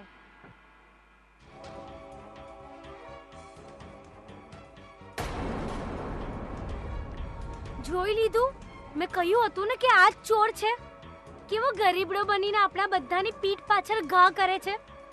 જોઈ લીધું ને તારી સગી આંખે? મને તો એ વાતની ચિંતા થાય છે કે મમ્મી પપ્પાની નજર ચૂકવીને ન જાણે ઘરમાંથી કેટલુંય ચોરીને લઈ ગયો હશે આ મનસુખ. શેઠાણી, આ હાર મારા થેલામાં કેવી રીતે આવ્યો મને કંઈ જ ખબર નથી. મોટા શેઠાણી, મારા પર વિશ્વાસ કરો. મને તો કંઈ સમજાતું નથી કે આ ઘરમાં શું થઈ રહ્યું છે. હું તને સમજાવું છું કે આ બધું શું થઈ રહ્યું છે. આજે તે અમારા બધાનો વિશ્વાસ તોડ્યો છે. હરીશચંદ્રની ઓલાદ બનતો તો ને બહુ. વિકી, મનસુખ પર આમ હાથ ઉપાડો એ યોગ્ય નથી. જોયું વિકી? તે તારી સગી આંખે બધાની વચ્ચે આ ચોરને ઉઘાડો પાડ્યો છે, છતાંય મમ્મીજીની આંખો નથી ઉઘાડતી. શું છે આ બધું? શેની માથાકૂટ છે આ બધી? શેઠ, મારા થેલામાંથી રિયા મેડમનો હાર મળ્યો છે, એટલે નાના શેઠ અને રિયા મેડમ મારા પર ચોરીનો આરોપ મૂકે છે. પણ શેઠ, મેં ચોરી નથી કરી, મેં ચોરી નથી કરી. શેઠ, તમે એમને સમજાવો. આ હાર મારા થેલામાં કેવી રીતે આવ્યો મને નથી ખબર. શેઠ, આ હાર મારા થેલામાં કેવી રીતે આવ્યો મને નથી ખબર, મને નથી ખબર. તું ક્યારેય ચોરી ના કરે મનસુખ. મને તારા ઉપર પૂરો વિશ્વાસ છે અને તારે તારી નિર્દોષતાનો પુરાવો આપવાની કોઈ જરૂર નથી. હા મનસુખ, તું જરાય ચિંતા ના કર. જોયું વિકી? મુખમાં રામ અને બગલમાં છુરી. પુરાવા સામે છે તોય તારા મમ્મી પપ્પાને તો એ જ સાચો લાગે છે અને આપણે બે ખોટા. પણ પપ્પા, મેં મારા આ હાથે જ મનસુખના થેલામાંથી હાર પકડ્યો છે, એટલે આવા માણસો પર આટલો બધો વિશ્વાસ ના રખાય. મારું તો એવું માનવું છે કે આ મનસુખને પોલીસના હવાલે કરી દેવો જોઈએ, તો જ એની આંખો ઉઘડશે.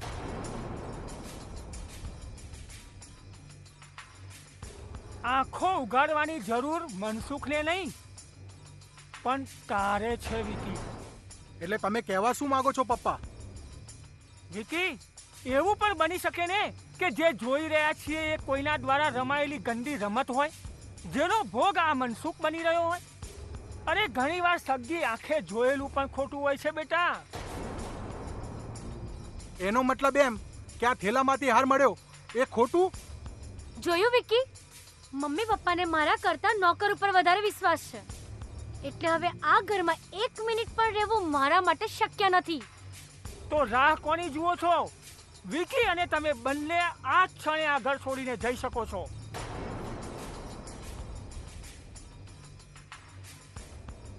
અમે શું કામ જઈએ પપ્પા? જવું હોય તો તમે જાઓ ને. અમે કાયદેસરની રીતે પિતાની દરેક વસ્તુ પર દીકરાનો અધિકાર હોય જ છે, એટલે આ કંપનીના ચેરમેન બનતાની સાથે જ મેં મારી વસિયત બનાવી દીધી હતી. બસ તમે એમાં સાઇન કરો એટલે તમે તમારા રસ્તે અને અમે અમારા. વાહ દીકરા વાહ, તું તો બહુ હોશિયાર નીકળ્યો ને. પણ બેટા, હું એ તારો બાપ છું. લાવ તારી વસિયત. અરે આ તમે શું કરી રહ્યા છો?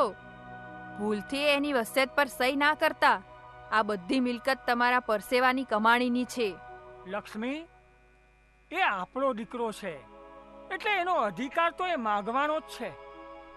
અને એક બાપ તરીકે મારે એનો અધિકાર એને આપવો જ પડશે. લ્યો આ વસિયત.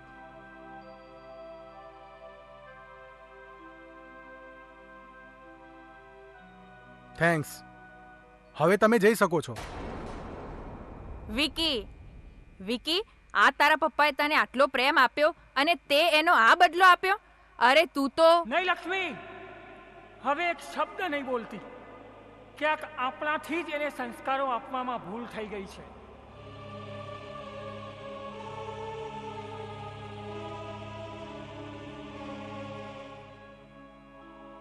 રડીશ નહીં. દુનિયા બહુ મોટી છે, ક્યાંક તો સહારો મળી જ રહેશે. મનસુખ, ચાલ સામાન લઈ લે.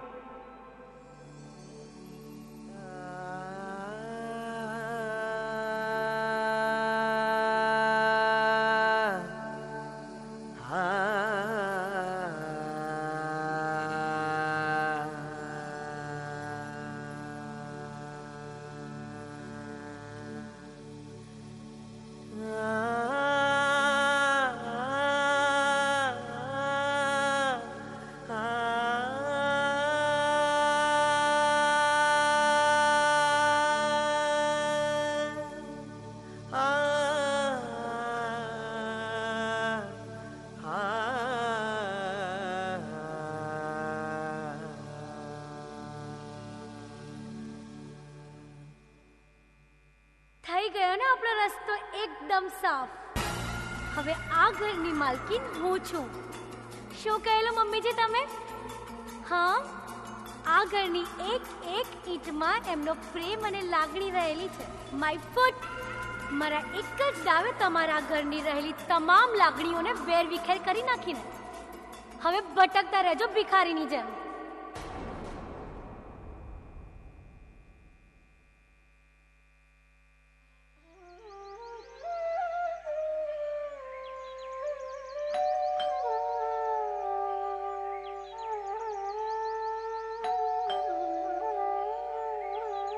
નમસ્તે બુન. નમસ્તે. કાર્તિકભાઈ ઘેર છે? હા, ઘરે જ છે. આવો ને. બુન, એમને મને અત્યારે મળવા બોલાયો તો. તમે બેસો, હું એમને હમણાં જ મોકલું.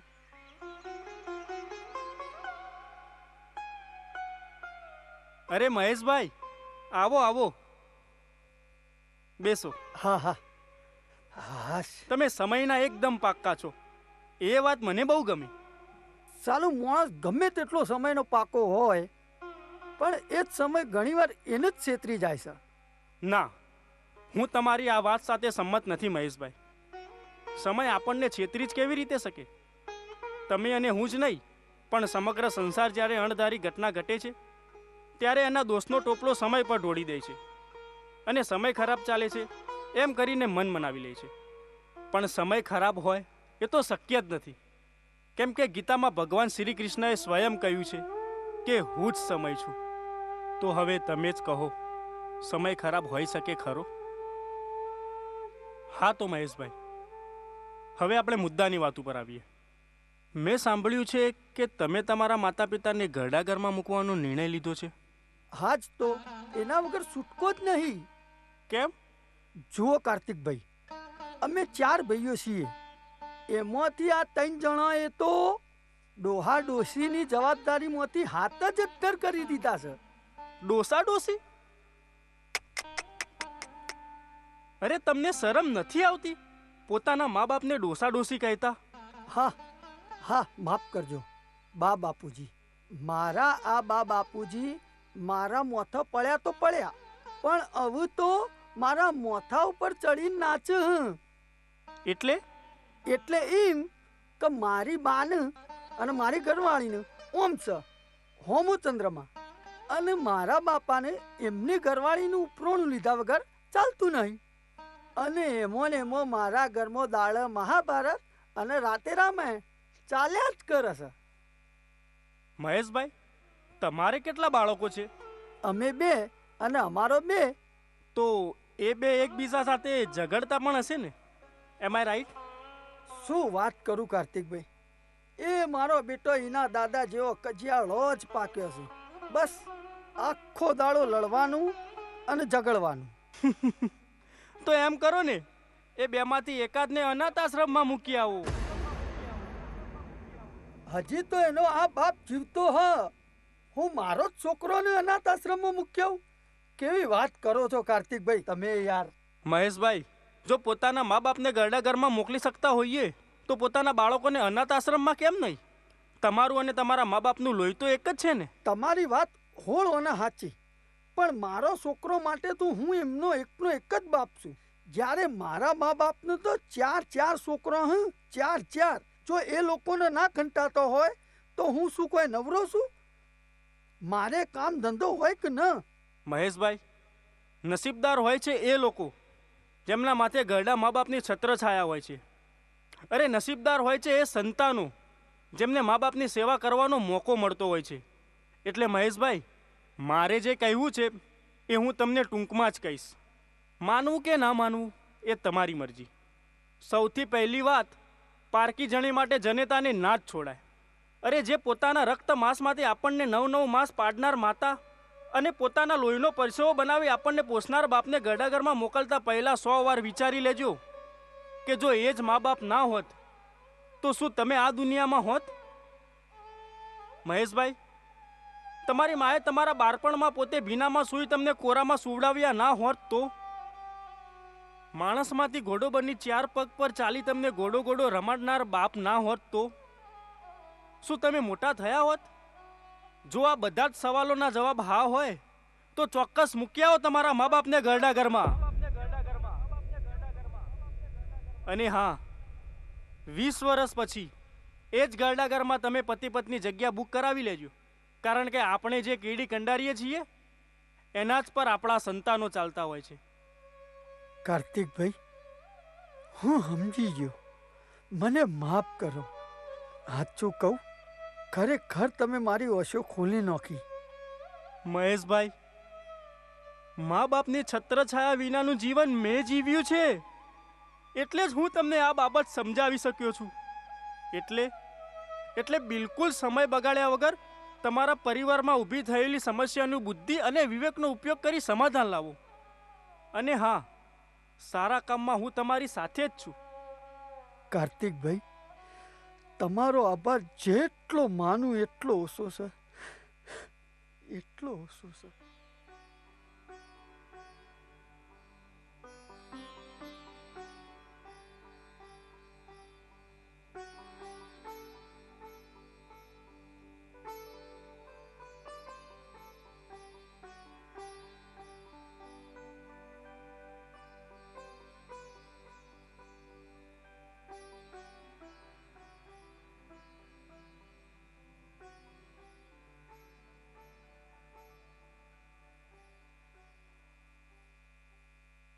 પૂર્ણિમા, ઓ પૂર્ણિમા, ક્યાં ગઈ? અરે સોય દોરો લાવતા આટલી બધી વાર? મારે ઓફિસ જવાનું મોડું થઈ જશે પછી. હે ભગવાન, આ બૈરાઓને ટાઈમની કોઈ કિંમત જ નથી હોતી. અરે સાંભળે છે? કેટલી વાર? અરે બાબા આવી, લાવ.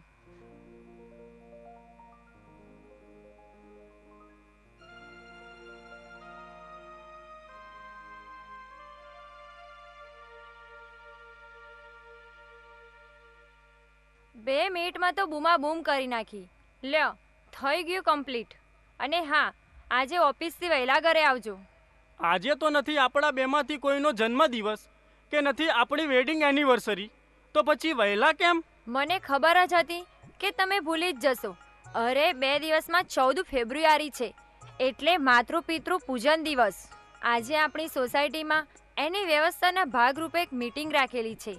કાર્તિક, મોટી સંખ્યામાં સંતાનો પોતાના માતા પિતાનું પૂજન કરશે. કેટલું લાગણીસભર દ્રશ્ય હશે. એટલે આ શુભ અવસરે આપણે પણ એમાં સેવામાં સહભાગી બનીશું. કાર્તિક, હે કાર્તિક, કયા વિચારોમાં ખોવાઈ ગયા? કંઈ નહીં. કોઈ માને એના દીકરા સાથે વહાલ કરતી જોઉં કે કોઈ પુત્રને એના પિતા સાથે રમતો જોઉં છું ત્યારે એમ થાય છે કે મા બાપનો પ્રેમ કેટલો નિરાળો હોય છે. ખરેખર સાચું કહું ને પૂર્ણિમા, તો મને તો એની ઈર્ષા આવે છે, એ નિસ્વાર્થ પ્રેમની. સાચી વાત છે. જે પ્રેમથી તમે અને હું બંને વંચિત રહ્યા હોઈએ એની ઈર્ષ્યા તો થાય જ ને. આમ જોઈએ તો આપણી પાસે બધું જ છે સિવાય માતા પિતાની છત્રછાયા. ક્યારેક ક્યારેક તો ઈશ્વરને ફરિયાદ કરવાનું મન થઈ જાય છે કે તારાથી અને મારાથી એવા તો કયા પાપ થયા છે કે બંનેને અનાથ કર્યા. મને તો એ પણ નથી ખબર કે મારી માં કોણ છે કે કોણ હતી, તો પછી બાપનું તો વિચારવું જ શું. મારી સાથે પણ એવું જ થયું. જન્મ તો ક્યાં થયો એ તો ખબર નથી, પણ જ્યારે સમજણ પડવા લાગી ત્યારે ખબર પડી મારો ઉછેર અનાથ આશ્રમમાં થઈ રહ્યો હતો. કોઈ વાર હું મારા માતા પિતા વિશે આશ્રમમાં સવાલ કરતી તો ત્યાંથી પણ મને કોઈ સંતોષકારક જવાબ નહીં મળતો. પણ ખબર નહીં મારા કયા જન્મના પુણ્ય હશે કે મને તમારા જેવા પતિ મળ્યા. જાણે કે મને નવું જીવન મળ્યું. હા પૂર્ણિમા, આ બાબતે ચોક્કસ ભગવાનનો આભાર માનવો રહ્યો કે મને પણ તારા જેવી પત્નીનો સાથ મળ્યો. કાર્તિક, મારા મનમાં એક વિચાર આવ્યો છે. તો બોલ ને. મને પૂરો વિશ્વાસ છે કે તારો કોઈ પણ વિચાર આપણા બંને માટે હિતકારક જ હશે. બોલ. જો તમને હવે માતા પિતાનો પ્રેમ અને એમની છત્રછાયા મળી જાય તો હું મારી જાતને ધન્ય સમજીશ. અરે મને મારા સુખનું સરનામું મળી જાય તો સમજો મળી ગયું. પૂર્ણિમા, તું પહેલી બુજાવવાનું બંધ કર અને મને બતાવ કે આ કેવી રીતે શક્ય છે. શક્ય છે કાર્તિક. જો આજે સંસારમાં અગણિત વૃદ્ધાશ્રમ બન્યા છે જ્યાં સ્વાર્થી સંતાનો પોતાના માતા પિતાને વેડ સમજીને ત્યાં મૂકી આવે છે, બરાબર? હા, આ તો કડવી વાસ્તવિકતા છે જે આજની યુવા પેઢીના માથે કાળી ટીલી સમાન છે. ક્યારેક તો મા બાપને આવી અવગણના અને ઉપેક્ષા જોઈને મારું કાળજું કંપી જાય છે. એ જ વૃદ્ધાશ્રમમાંથી આપણે માતા પિતાને દત્તક લઈએ તો ખરેખર આ વિચાર તો મને આવવો જોઈએ. પૂર્ણિમા, તારી સમજણને 100 સલામ કરું છું.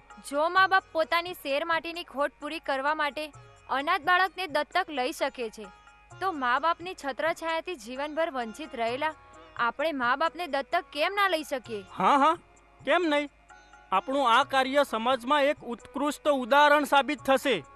અને હું તો એટલા સુધી કહીશ કે બધી જ સ્ત્રીઓના વિચારો તારા જેવા હોય તો આ સંસારમાં વૃદ્ધાશ્રમ નામનો શબ્દ જ નામશેષ થઈ જાય. બસ. અરે આપણે માત્ર આમ વાતો જ કરતા રહીશું કે પછી આપણી ઈચ્છા પૂરી કરવા માટે? ઓકે બાબા, આજે ઓફિસ જવાનું કેન્સલ. બસ આજે જ આપણે આસપાસના કોઈ વૃદ્ધાશ્રમમાં જઈને માતા પિતાને દત્તક લઈએ અને 2 દિવસ પછી માતૃપિતૃ પૂજન નિમિત્તે એમનું પૂજન કરી આશીર્વાદ લઈ અને નવી જિંદગીની શરૂઆત કરીએ.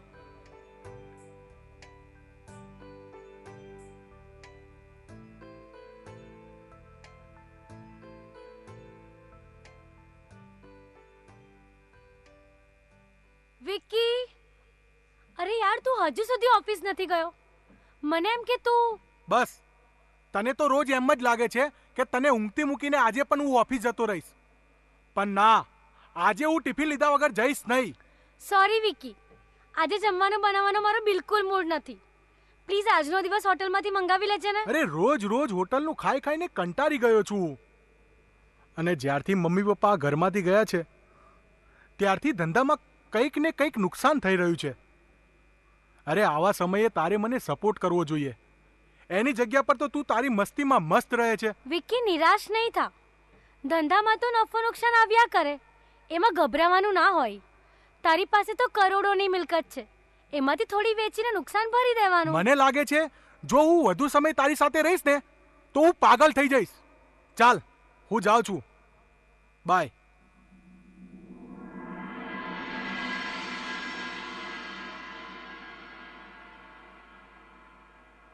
આશુતોષ અંકલ, તમે ક્યારે આવ્યા દુબઈથી? આવો, બેસો. આજે સવારે જ આવ્યો છું. મારે સરનું અર્જન્ટ કામ છે એટલે એમને મળવા આવ્યો છું. સરને મળવા? પણ અંકલ, પપ્પા તો બહાર ગયા છે. ક્યાં બહાર? અને એમનો મોબાઈલ પણ ઘણા દિવસથી સ્વિચ ઓફ આવે છે. તો અંકલ, એ તો પપ્પાજી અને મમ્મીજી જાત્રાએ ગયા છે તો ત્યાં કદાચ મોબાઈલ ચાર્જ કરવાની વ્યવસ્થા નહીં હોય ને, એટલે. એ વાત મારા માન્યામાં નથી આવતી. પણ તમે કોણ છો? અંકલ, એ મારી પત્ની છે, રિયા. ઓહ, તો તારા લગ્ન પણ થઈ ગયા એમ? હા અંકલ, આ બધું એટલું જલ્દી થઈ ગયું કે તમને જાણ કરવાનો મોકો જ ના મળ્યો. It's okay, no problem. પણ મારે આ સમયે સરને મળવું બહુ જરૂરી છે, નહીં તો બિઝનેસમાં મોટું નુકસાન થઈ શકે છે. શું વાત કરો છો? હા, કોન્ટ્રાક્ટ રિન્યુના દસ્તાવેજ પર સરની સાઇન મેચ થતી નથી, એટલે દુબઈવાળો કોન્ટ્રાક્ટ રદ થાય એમ છે. એટલે જો આપણે આપણો કોન્ટ્રાક્ટ બચાવવો હશે તો નવો કરાર કરી એના પર સરની સહી જલ્દીમાં જલ્દી આપવી પડશે. પણ અંકલ, પપ્પા તો હવે... એમાં શું ગભરાય છે? જે હોય તે સાચે સાચું બોલી દે ને કે હવે આ તમામ બિઝનેસનો ચેરમેન તું છે, પપ્પા નહીં. હા અંકલ, પપ્પા બિઝનેસની તમામ જવાબદારી મને સોંપી આ ઘર છોડી ચાલ્યા ગયા છે. ઘર છોડીને ચાલ્યા ગયા છે કે તે એમને કાઢી મૂક્યા છે? એ તમે જે સમજો એ. આજે તો તે સાબિત કરી દીધું કે તારી નસોમાં ખરેખર એક બળાત્કારી બાપનું લોહી દોડી રહ્યું છે. અંકલ, મોઢું સંભાળીને બોલો. ચૂપ! એક શબ્દ પણ આગળ નહીં બોલતો. આજે તો મને અફસોસ થાય છે કે તારા જન્મતાની સાથે જ મેં તારું ગળું દબાવી દીધું હોત તો કદાચ મારે આ દિવસ જોવો ના પડ્યો હોત. આ શું બકવાસ કરો છો તમે? મારા મા બાપ તો મન્નાલાલ અને લક્ષ્મી દેવી છે. ખબરદાર, જો એ દેવ દેવતાનું નામ પણ તારા મોઢે લીધું છે તો એ તારા મા બાપ નથી. તું તો એક અનાથ છે, અનાથ.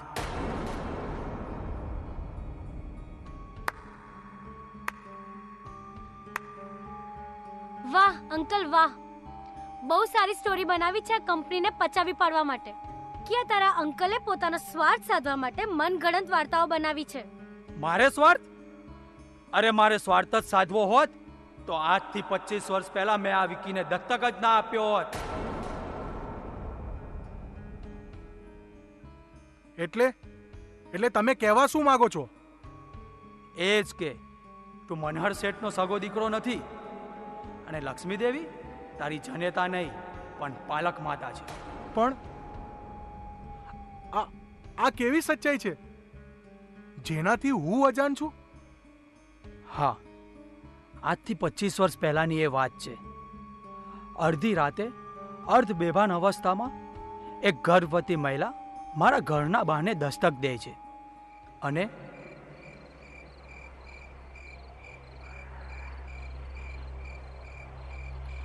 ભગવાન, ઓ માં, હે ભગવાન,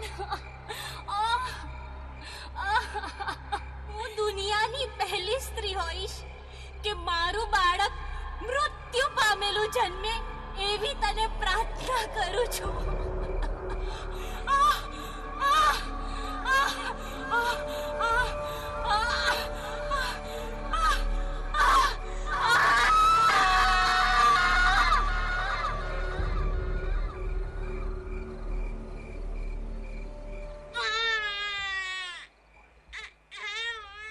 અને આ તારી મા તો તને જન્મ આપીને સ્વર્ગ સીધાવી, પણ મેં અને મારી પત્નીએ તને પોતાનો દીકરો માની સ્વીકાર્યો.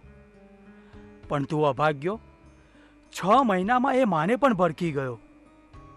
અરે તું તો ફરી પાછો અનાથ બની ગયો અને સાથે સાથે હું પણ અસહાય. છતાં મેં હિંમત નહોતી હારી. મેં મારા એકલા હાથે તને મોટો કરવાનું નક્કી કર્યું. એવામાં એક દિવસે મન્નર શેઠ અને લક્ષ્મી દેવી મારા ઘરે આવે છે અને તને રડતો જોઈ એમનું માતૃત્વ જાગે છે. આખરે મમતાને વશ થઈ લક્ષ્મી દેવીએ મારી પાસે તને દત્તક લેવાની માંગણી કરી, કેમ કે તેઓ કરોડોના માલિક હોવા છતાં તેમના ઘરે શેર માટીની ખોટ હતી. તું મા બાપના પ્રેમથી વંચિત ના રહે અને તારી ખુશી માટે મેં લક્ષ્મી દેવીની એ માંગણીનો સ્વીકાર કરી લીધો. અરે એમણે તો તને એટલો અપાર પ્રેમ આપ્યો કે તને ક્યારેય એ વાતનો અહેસાસ ના થવા દીધો કે તું એમનો સગો દીકરો નથી અને તે એ જ મા બાપને ઘરની બહાર કાઢી મૂક્યા. હે ભગવાન! અંકલ, એક વાર કહી દો કે તમારી આ વાત એકદમ ખોટી છે. જો તે એક દીકરા તરીકેની ફરજ બરાબર નિભાવી હોત તો ક્યારેય તારી જિંદગીનું આ ખોફનાક રહસ્ય ખુલ્યું જ ના હોત. પણ લાગે છે કે વિધાતાને પણ એ જ મંજૂર હતું કે તું તારી સચ્ચાઈ જાણે કે તું એક અનાથ છે. બસ બસ બસ કરો અંકલ. હવે મારાથી એક શબ્દ પણ સંભળાય એમ નથી. હે ભગવાન, આ બધું સાંભળ્યું એ પહેલા મારું મૃત્યુ કેમ ના થયું? મારાથી આટલી મોટી ભૂલ. સત્તાના મદમાં હું ભાન ભૂલ્યો. નહીં નહીં, હવે મારે કંઈ પણ ભોગે આ પાપનું પ્રાયશ્ચિત કરવું જ પડશે. વિક્કી, તું શું કામ આ અંકલની વાતોમાં આવીને તારી જાતને દોષી માની રહ્યો છે? આ તો માત્ર એક ફિલ્મ ટાઈપની કહાની છે જેને તું સાચી માની બેઠો છે. પ્લીઝ હોશમાં આવ વિક્કી. આ ખોટી કહાની નથી. મને ખબર છે કે આશુતોષ અંકલ આજ સુધી ક્યારે મારું અને મારા પરિવારનું અહિત થવા દીધું નથી અને એમના મોઢે અસત્ય ક્યારે નીકળતું નથી. પણ તું ચોક્કસ તારા સ્વાર્થ ખાતર ખોટું બોલી રહી છે. કહેવાય છે કે સ્ત્રી તો પિયરિયું અને સાસરિયું એમ બે ઘરને તારે, પણ અહીં તો કંઈક જુદું જ થયું. તે તો મારી જિંદગીનો વળાંક જ બદલી નાખ્યો. પણ એમાં ભૂલ મારી છે કે તારી ખોટી વાતોમાં આવીને મેં મારા મા બાપના રૂપમાં ભગવાનને આ ઘરમાંથી બહાર કાઢ્યા. ધિક્કાર છે, ધિક્કાર છે મને. અંકલ, મને માફ કરી દો. મારો અપરાધ તો અક્ષમ્ય છે, પણ હું પૂરા દિલથી એનું પ્રાયશ્ચિત કરવા માંગુ છું. પ્લીઝ પ્લીઝ અંકલ, હું મારો માર્ગ ભટકી ગયો છું. મને રસ્તો બતાવો, રસ્તો બતાવો.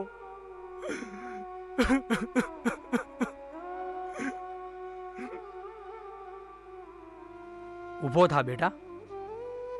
જો મારી સામે જો, હજુ કંઈ જ નથી બગડ્યું. મને ખબર છે ત્યાં સુધી તેઓ આસપાસના વૃદ્ધાશ્રમમાં જ હશે. ચાલ આપણે ત્યાં જઈને એમની તપાસ કરીએ. હા અંકલ, હું એમના ચરણોમાં પડી મારા પાપનું પ્રાયશ્ચિત કરવા માંગુ છું. તમે જલ્દી મને ત્યાં લઈ જાઓ. હા ચાલ, મને વિશ્વાસ છે તેઓ આપણને જરૂર મળશે. ચાલ દીકરા. વિક્કી, વિક્કી પ્લીઝ મારી વાત તો સાંભળ. ભૂલ્યો સૌની ભૂલ્યો સંબંધને પ્રીત, નથી ખબર હવે શું હાર ને શું જીત. ભૂલ્યો સૌની ભૂલ્યો સંબંધને પ્રીત, નથી ખબર હવે શું હાર ને શું જીત. જીવન પથમાં મારે દુઃખ છે સવાયો, જીવન પથમાં મારે દુઃખ છે સવાયો. દુઃખનું સરનામું મારું ક્યાંક ખોવાયો, સુખનું સરનામું મારું ક્યાંક ખોવાયો.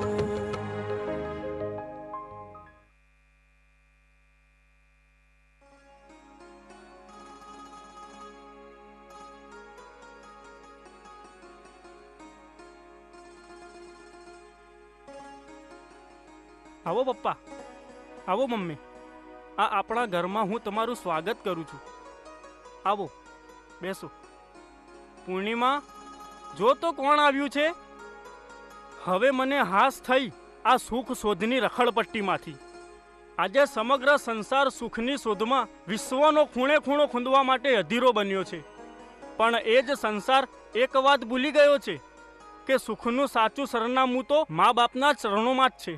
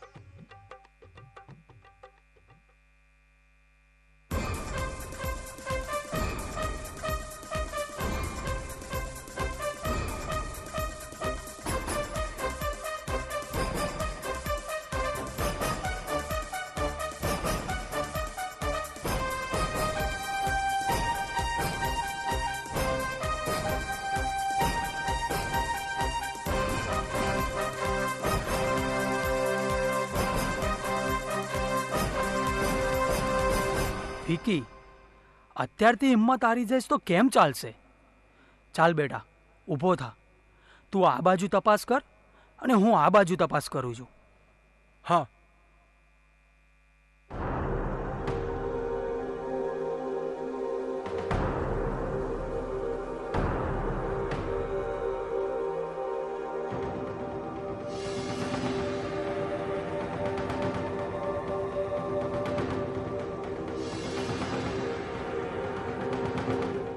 મમ્મી, પપ્પા, મને પૂરો વિશ્વાસ હતો કે તમે મને મળશો. બસ પપ્પા, હવે કોઈ સવાલ જવાબ નહીં. ચાલો આપણે આપણા ઘરે જઈએ. ચાલો. અંકલ, આશુતોષ અંકલ, જુઓ મમ્મી પપ્પા મળી ગયા. અંકલ ક્યાં છો? અંકલ, જુઓ આ રહ્યા મમ્મી પપ્પા. મમ્મી પપ્પા ક્યાં ગયા તમે? પપ્પા ક્યાં છો તમે? અંકલ, અંકલ હમણાં જો આ બાકડા પર મમ્મી પપ્પાને બેઠેલા જોયા છે અને મેં એમને ઘરે આવવા માટે મનાવી લીધા હતા. વિકી, હોશમાં આવ. સામે બાકડા ઉપર કોઈ જ નથી. ના ના અંકલ, મેં મારી સગી આંખે મમ્મી પપ્પાને જોયા અને એમની સાથે વાત પણ કરી છે. વિકી, એ તારો ભ્રમ હતો. એ ભ્રમમાંથી બહાર આવ. ચાલ, બહુ મોડું થઈ ગયું છે અને તારી માનસિક હાલત પણ સારી નથી. ચાલ, ઘરે જઈએ. મેં મમ્મી પપ્પાને જોયા છે તો મારો ભ્રમ કેવી રીતે હોઈ શકે? સંબંધો છોડ્યા મેં ઘણી લાગણીના, આંસુ વહાવ્યા મેં ઘણી આંખડીના. સંબંધો છોડ્યા મેં ઘણી લાગણીના, આંસુ વહાવ્યા મેં ઘણી આંખડીના. અહંકારમાં તો જીવન થયું રઘવાયું, અહંકારમાં તો જીવન થયું રઘવાયું. સુખનું સરનામું મારું ક્યાંક ખોવાયું, સુખનું સરનામું મારું ક્યાંક ખોવાયું. કાર્તિક, હજુ સુધી તમે ઓફિસ નથી ગયા? આમ તો થોડું મોડું થતું તો બૂમા બૂમ કરી દેતા. તો આજે મોડું તો આજે થાય છે, પણ ગોગા મહારાજના મંદિરનો ઉત્સવ આવી રહ્યો છે તો મને પણ એમાં સેવા કરવાનો મોકો મળ્યો છે, તો આપણે પણ આગળ. હું કંઈ સમજી નહીં. પૂર્ણિમા, અહીં આવ, બેસ. તને તો ખબર જ છે કે 2 વર્ષ પછી એટલે કે 2027માં આપણા ગોગા મહારાજનો રજત જયંતિ મહોત્સવ આવી રહ્યો છે. એના માટે સમગ્ર ઉત્તર ગુજરાતમાં જનજાગૃતિ અભિયાન ચલાવવાનું છે. એની સોશિયલ મીડિયા પર જાહેરાતની સંપૂર્ણ જવાબદારી મેં સંભાળી છે. અને પૂર્ણિમા, મારી તો ઈચ્છા છે કે આપણે પણ મમ્મી પપ્પાના નામ પર એક નાનકડી રકમ દાન આપી એમાં સહભાગી બનીએ તો. તમારી વાત તો સાચી છે, પણ એક બાજુ આપણે આપણા સપનાનું ઘર લેવાનું વિચારી રહ્યા છીએ અને બીજી બાજુ આ દાન, તો પછી. પૂર્ણિમા, ઘર તો આપણે પછી પણ લઈ શકીએ ને, પણ આ રજત જયંતિ મહોત્સવમાં દાન આપવાનો મોકો ફરી ક્યારે નહીં આવે. તમને જે યોગ્ય લાગે તમે કરી શકો છો. મારી તો એમાં હાથ છે. થેન્ક યુ પૂર્ણિમા. બેટા, લે આ પ્રસાદી. તારા પપ્પાની ઘણા દિવસથી સિદ્ધિવિનાયક દાદાના મંદિરે જવાની ઈચ્છા હતી તો અમે ત્યાં ગયા હતા. આ તો બહુ સારું કર્યું, પણ મને કહ્યું હોત તો હું આવત ને તમારી સાથે. આવો પપ્પા, તમને થાક લાગ્યો હશે. મમ્મી પપ્પા, તમને અહીં ફાવે તો છે ને? કોઈ તકલીફ તો નથી ને?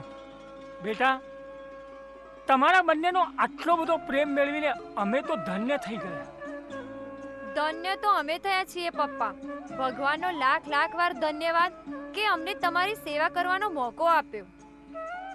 મમ્મી પપ્પા, મારી અને પૂર્ણિમાની એક ઈચ્છા છે.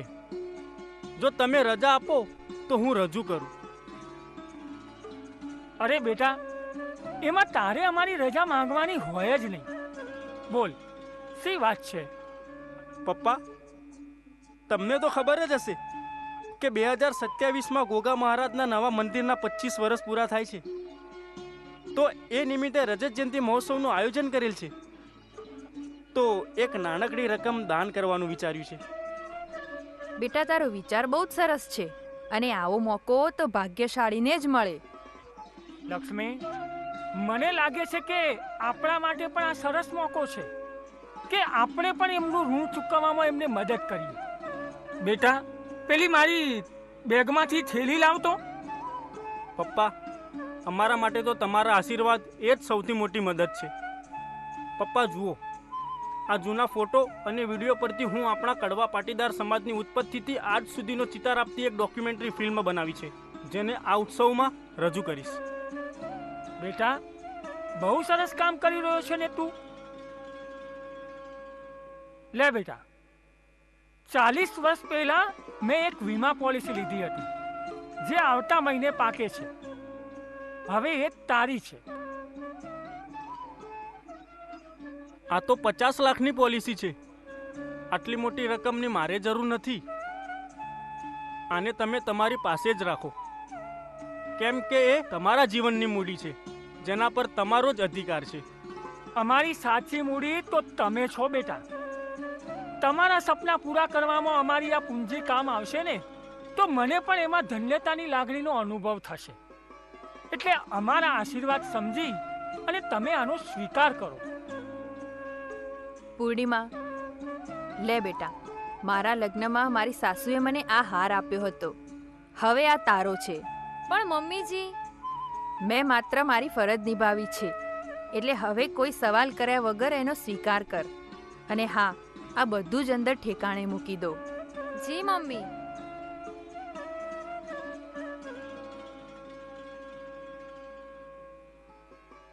લક્ષ્મી, જોયો કુદરતનો ન્યાય? જ્યાં આપણે આશા અને ઈચ્છાઓ રાખી હતી ને, ત્યાં આપણે નિરાશ થયા. જ્યારે જીવનમાં ક્યારેય કલ્પના નહોતી કરીને, એની પાસે આજે ઉમ્મીદ કરતા પણ આપણને વધારે મળી રહ્યું છે. હા, તમારી વાત સાચી છે.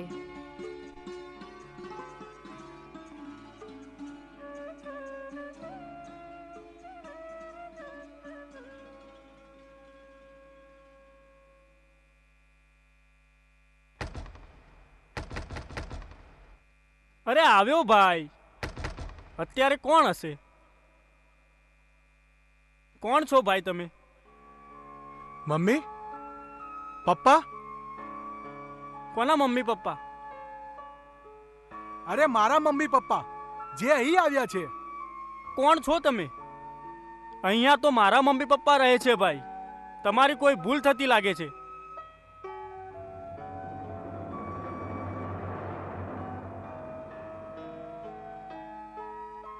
પપ્પા, મમ્મી, મને માફ કરી દો. પપ્પા, હું તો તમારી માફીને લાયક પણ નથી. લોકો ભગવાનને પામવા માટે શું નથી કરતા. જ્યારે મેં અભાગ્યા તો મારા ભગવાન જેવા મા બાપને મારા હાથેથી જ ઘરની બહાર કાઢી મૂક્યા. પપ્પા, આ ભાઈ કોણ છે અને કેમ આમ રડી રહ્યો છે? હું તો એવો પાપી પુત્ર છું કે જે મા બાપે મને જિંદગી આપી, અરે જે મા બાપે આ સંસારનું તમામ સુખ આપ્યું, એ મા બાપને મેં વૃદ્ધાશ્રમ જવા માટે મજબૂર કર્યા. ધિક્કાર છે, મારા જેવા દીકરાને ધિક્કાર છે. એનો મતલબ તમે જેવું સમજો છો ને એવું કશું જ નથી. આ જે વ્યક્તિ રડી રહ્યો છે ને, એ ભૂતકાળમાં મારો દીકરો હતો, અને એટલે જ તો મેં એને મારું સર્વસ્વ અર્પણ કરી દીધું હતું. પણ અત્યારે મારા દિલમાં એના માટે કોઈ સ્થાન નથી. ના પપ્પા, પ્લીઝ એવું ના બોલો. આજે પણ હું તમારો દીકરો જ છું. હવે આ તારી લાગણીની મારા ઉપર કોઈ અસર થવાની નથી. પપ્પા, ભૂતકાળમાં તમારા જીવનમાં શું થયું હતું એ તો હું નથી જાણતો કે નથી જાણવા માંગતો. પણ કહેવત છે કે છોરું કછોરું થાય પણ માવતર કમાવતર ના થાય. એટલે પ્લીઝ. ના કાર્તિક, આજે હું આ કહેવતને ખોટી પાડીશ. અરે બાળક જ્યારે નાનું હોય ને ત્યારે મા બાપ એની આંગળી પકડીને સંસારમાં પાપા પગલી પાડતા શીખવે છે, પણ જ્યારે એ જ બાળક મોટું થઈને આંગળીની જગ્યાએ પાંચો પકડવાની કોશિશ કરે ને, તો મહાભારતની અંદર શ્રી કૃષ્ણએ સામ દામ દંડ ભેદની નીતિ અપનાવી, જેમ પાંડવોની હારને જીતમાં ફેરવી નાખી હતી ને, એ જ નીતિ આ સંસારરૂપી મહાભારતમાં મા બાપે પણ અપનાવવી જ જોઈએ. અરે જે સંતાન પોતાના મા બાપને પ્રેમ ના આપી શકે, સહારો ના આપી શકે, અરે માન અને સન્માન ના આપી શકે, એને હું ક્યારેય માફ ના કરી શકું. એટલે તે કરેલી ભૂલોની સજા તો તારે ભોગવવી જ પડશે.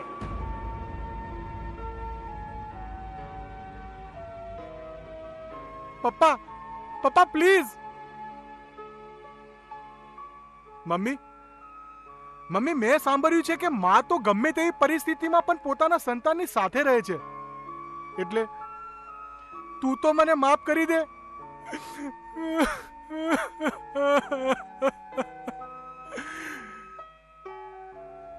હા, એક માના નાતે હું કદાચ તને માફ કરી દઉં, પણ એક પત્ની હોવાના નાતે મારા પતિના એ આંસુને હું ક્યારેય માફ ના કરી શકું, જેનું કારણ તું છે. એટલે આજે મારી પાસે તને આપવા જેવું કશું જ નથી. મમ્મી, મમ્મી પ્લીઝ મારી વાત તો સાંભળ. મમ્મી,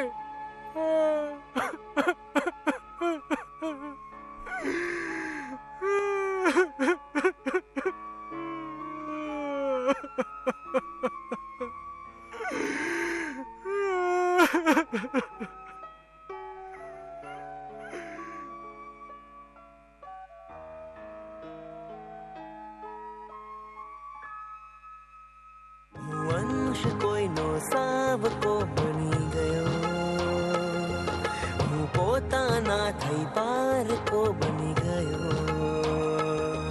હું વંશ કોઈનો સાવકો બની ગયો, હું પોતાના થઈ પારકો બની ગયો. મારામાં મારાપણું કઈ ના દેખાયું, મારામાં મારાપણું કઈ ના દેખાયું. સુખનું સરનામું મારું ક્યાંક ખોવાયું, સુખનું સરનામું મારું ક્યાંક ખોવાયું.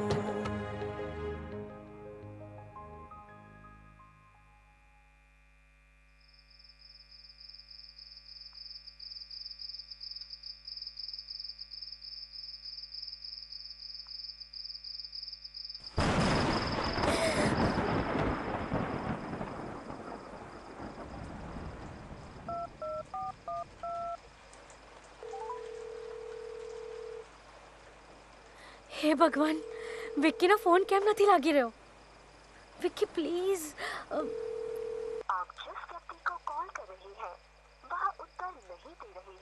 ક્યાંક ને ક્યાંક મારી જ ભૂલ છે. ગુસ્સામાં આવીને વિક્કીએ કંઈ અણછાજતું પગલું નહીં ભરી લીધું હોય ને. ના ના ના ના ના, એવું નહીં બની શકે.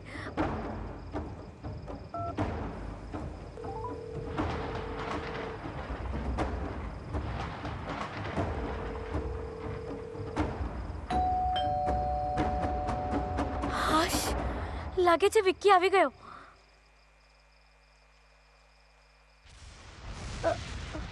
અંકલ, તમે? અંકલ, વિક્કી ક્યાં છે?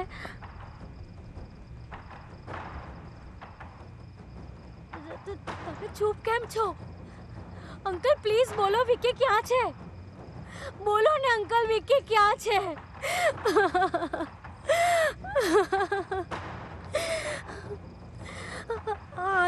આ તો વિક્કીની વીંટી છે ને? અને આ મોબાઈલ, આ બધું શું છે? તો વિક્કી ક્યાં છે? તમારી ખામોશી જોઈને મારા અહીંયા ફાડ પડી રહી છે. અંકલ પ્લીઝ, અંકલ પ્લીઝ કંઈક તો બોલો. અંકલ બોલો. વિકી હાલ ક્યાં છે કે ક્યાં ગયો છે એ તો મને નથી ખબર, પણ તું તારો ગોલ પૂરો કરવામાં આજે ચોક્કસ સફળ થઈ છે. અંકલ, હું કંઈ સમજી નહીં અંકલ. તારા માટે તો રૂપિયા જ સર્વસ્વ છે ને. હવે આ કરોડોની સંપત્તિની માલિક તું એકલી જ છે. ના ના ના ના અંકલ, એવું નહીં બોલો. મને મારી ભૂલ સમજાઈ ગઈ છે. મારા કારણે જ અમારો હર્યો ભર્યો પરિવાર વિખરાઈ ગયો છે. માત્ર એક જ પરિવાર નહીં, પણ તારા કારણે આજે બંને પરિવાર વિખરાઈ ગયા છે. પણ ખેર, ભાગીને લગ્ન કરવાવાળા તારા જેવાને સંસ્કાર અને પરિવાર સાથે શું લેવા દેવા? તું તો ભાગીને લગ્ન કરી લીધા, પણ એ પછી તારા મા બાપનું શું થયું એ ક્યારે વિચાર્યું છે? શું થયું મારા મમ્મી પપ્પાને? થવાનું શું હોય? અરે તારી ચિંતામાં ને ચિંતામાં તારા પપ્પાને પેરાલિસિસ થઈ ગયો, અને એમની દવાઓના ખર્ચમાં એ પરિવાર પણ આજે રસ્તા પર આવી ગયો છે. હે ભગવાન, આ શું થઈ ગયું મારાથી? શું થઈ ગયું? તારા જેવી યુવાન દીકરીઓની એક ભૂલ સ્વમાન ભેર જીવતા મા બાપને ગરડા ગડપણે રીબાવીને મરવા પર મજબૂર કરે છે. અરે જેના પરિવારમાં દીકરી નથી ને, એ બધા હાથમાં ઝંડા લઈને ફરે છે. બેટી બચાવો, બેટી પઢાઓ, દીકરીને આઝાદી આપો. પણ જેના ઘરે દીકરીઓ છે ને, એમનો જીવ તારવે ચોંટીને રહે છે. અને રિયા, તારી આ એક ભૂલ આ સમાજ પર કેટલી ખરાબ અસર થશે એનું ભાન છે તને? અરે કંઈ કેટલાય મા બાપ પોતાની દીકરીઓને ઉચ્ચ શિક્ષણ માટે મોકલતા 100 વાર વિચાર કરશે. અરે મા બાપે તમને આપેલી આઝાદીમાં તમે ભરેલું એક અવિચારી પગલું કે કેટલીય દીકરીઓનું ભવિષ્ય અંધકારમાં ધકેલી દે છે. સંપત્તિ લૂંટાઈ જાય તો બાપ એક દિવસ ઊભો થાય છે, પણ જ્યાં ઘરમાંથી દીકરી રૂપી લક્ષ્મી લૂંટાઈ જાય ને, તો એવો બાપ ક્યારેય ઈચ્છતો નથી કે એની 7 પેઢીમાં દીકરી જન્મે. એવા બાપ માટે દીકરી એક અભિશાપ બની જાય છે. બસ અંકલ, બસ. મારી આ એક ભૂલનું આટલું મોટું ગંભીર પરિણામ આવશે એવી મને ખબર નહોતી. આ કરોડોની મિલકત પામવાના સ્વાર્થમાં હું આંધળી બની ગઈ, અને હું મારા વિક્કીને જ મારો હાથો બનાવી મારા આ પરિવારને વેર વિખેર કરી નાખ્યો. હે ભગવાન!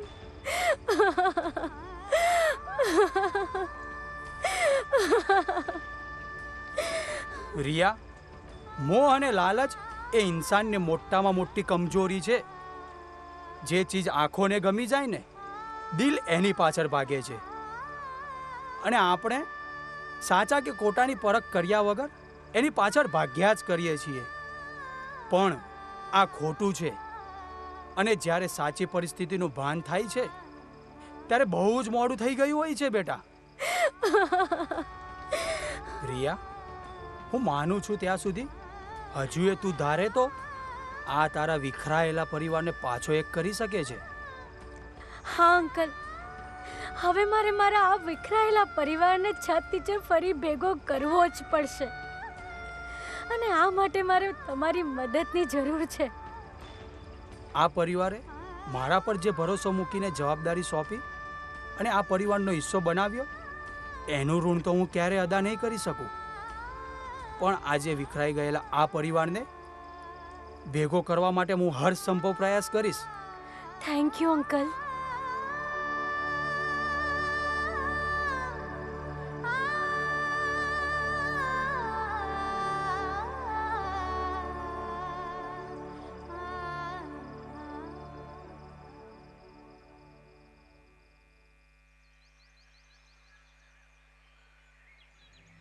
अलख निरंजन भिक्षाम देहि, अलख निरंजन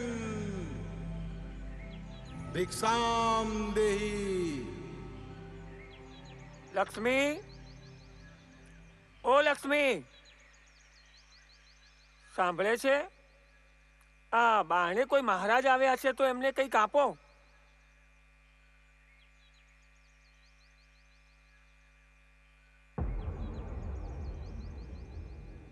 અરે, આ તો આપણો વિકી છે. તું સાધુના વેશમાં? હા, હું તમારો જ વિકી છું. અત્યારે હું કોઈ દક્ષિણા કે તમારી સહાનુભૂતિની લાલચે નથી આવ્યો. પણ કહેવાય છે ને કે સાધુને પણ દીક્ષા લેતા પહેલા મા બાપના આશીર્વાદ લેવા પડે છે. અને એટલે જ હું અહીં આવ્યો છું. એટલે એમ કે તું આમ નવા નવા સ્વાંગ રચીને આવીશ તો હું તારી વાતોમાં આવી જઈશ? અને તું શું સમજે છે કે આ ભગવા કપડા ધારણ કરીને ગીરી કોતરોમાં ભટકવાથી તને સુખ મળી જશે? અરે એવા તો કયા ગુરુ હશે જે પોતાના માતા પિતાને રઝળતા મૂકીને આવેલા અને પોતાના શિષ્ય તરીકે સ્વીકાર કરશે? વિકી, જો તું આમ બાવો બની જઈશ તો પેલી વહુનું શું થશે? હવે તો કોણ પત્ની ને કોણ મા બાપ. હવે તો મારા માટે બસ આ એક જ રસ્તો બચ્યો છે. આ સંસારનો મને હવે કોઈ મોહ રહ્યો નથી. બધું જ છૂટી ગયું. 100 ઉંદર મારીને બિલાડી પાટલા ઉપર બેસી. આ તો એવું જ થયું ને. કદાચ 4 વેદ વાંચીને તું સાધુ તો બની જઈશ, પણ આ તારી માં જેને શાસ્ત્રોએ 5મો વેદ કયો છે એની ભાવનાઓને કોઈ વાર વાંચવાનો પ્રયાસ કર્યો છે ખરા? અરે રાજા જનકની માફક તું પણ સંસારમાં રહીને સંસારી સાધુ બની શકે છે. 4 વેદોનો એક જ સાર છે, ધન્યો ગૃહસ્થાશ્રમ. હું તો જીવનની એવી ત્રિપેટે આવીને ઊભો છું કે મને કોઈ જ રસ્તો મળતો નથી. એટલે હવે તમે જ મને રસ્તો બતાવો જેનો હું તમારા આશીર્વાદ સમજીને સ્વીકાર કરીશ.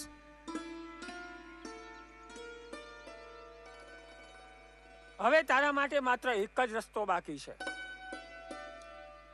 તું કંઈક એવું અભિયાન ચલાવ કે આ સંસારમાં બિલાડીના ટોપની જેમ આડે ધડ જે વૃદ્ધાશ્રમો ખુલ્યા છે ને એને તાળા મારવાનો વારો આવે, જેનાથી આ સંસારનું કોઈ પણ સંતાન પોતાના મા બાપથી વિમુખ ના થાય. તારા અભિયાનથી ભૂતકાળમાં કરેલા પાપોનું પ્રાયશ્ચિત થશે.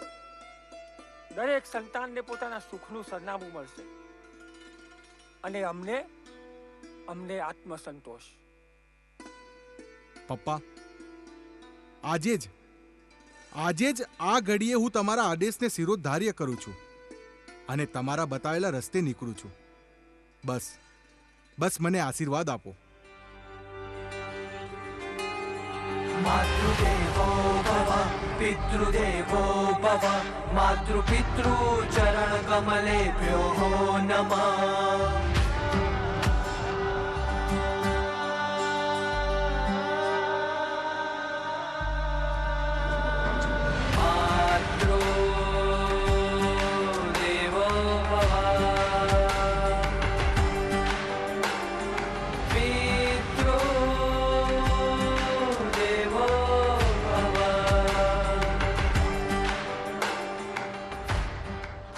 મા બાપની આજ્ઞામાં છે મને વિશ્વાસ, ઉપેક્ષિત મા બાપના દૂર કરીશ ત્રાસ.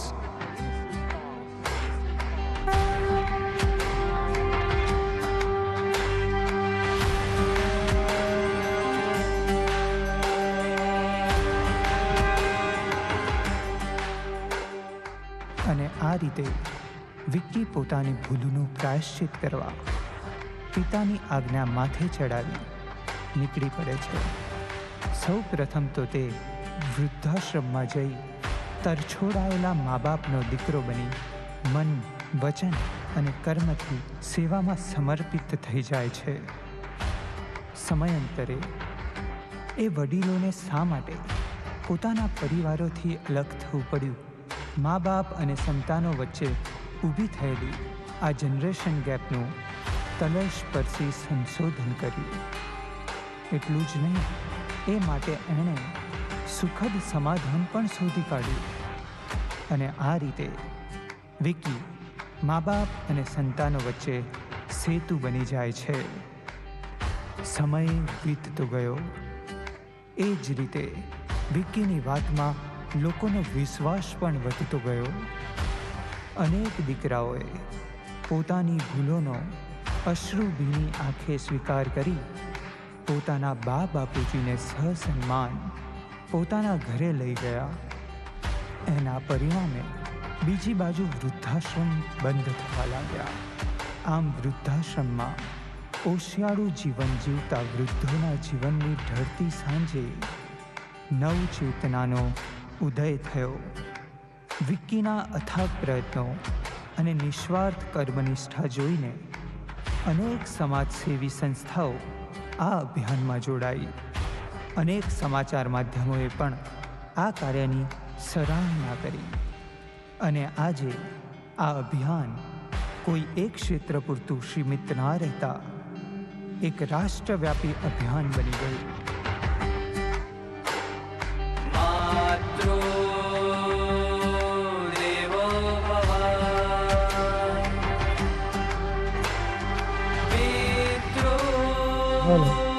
બેજી નાટક ચાલુ જ છે. લાસ્ટ સીન બાકી છે. બધા શાંતિથી પોતાના સ્થાન પર બેસી રહીએ. માતા પિતાની સેવા ઘરે જ કરો. સેવા કરો, સેવા કરો. માતા પિતાની સેવા ઘરે જ કરો. બંધ કરો, બંધ કરો. વૃદ્ધાશ્રમો બંધ કરો. બંધ કરો, બંધ કરો. વૃદ્ધાશ્રમો બંધ કરો. સેવા કરો, સેવા કરો. માતા પિતાની સેવા ઘરે જ કરો. સેવા કરો, સેવા કરો. માતા પિતાની સેવા ઘરે જ કરો. બંધ કરો, બંધ કરો. વૃદ્ધાશ્રમો બંધ કરો. બંધ કરો, બંધ કરો. વૃદ્ધાશ્રમો બંધ કરો. સેવા કરો, સેવા કરો. માતા પિતાની સેવા ઘરે જ કરો. સેવા કરો, સેવા કરો. માતા પિતાની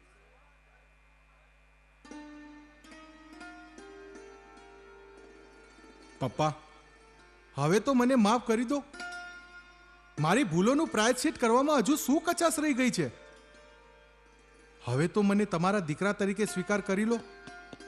હા સર, વિકીએ પૂરી નિષ્ઠાથી તમારી આજ્ઞાનું પાલન કર્યું છે, જેનો સાક્ષી હું છું. મેં જોયું છે કે જે પરિવારોએ પોતાના મા બાપને વૃદ્ધાશ્રમમાં મૂકી આવ્યા હતા, એવા પરિવારોને સમજાવવામાં તે સફળ રહ્યો છે. એ માટે અનેક અપમાનો પણ વેઠવા પડ્યા છે, છતાં દ્રઢતાપૂર્વક અભિયાન ચલાવ્યું. છેવટે પરિણામ એ આવ્યું કે આજે વૃદ્ધાશ્રમમાં રહેલા અનેક મા બાપને સસન્માન ઘર વાપસી કરાવી શક્યો છે. હા પપ્પા, બાળપણથી મારું એક જ સ્વપ્ન હતું કે કોઈ મા બાપ કે દીકરો એકબીજાથી વિખૂટા ના પડે.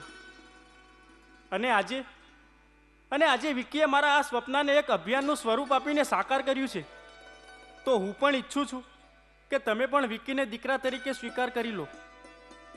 મમ્મી પ્લીઝ અમને માફ કરી દો. ઊભો થા દીકરા, હું તને માફ કરું છું,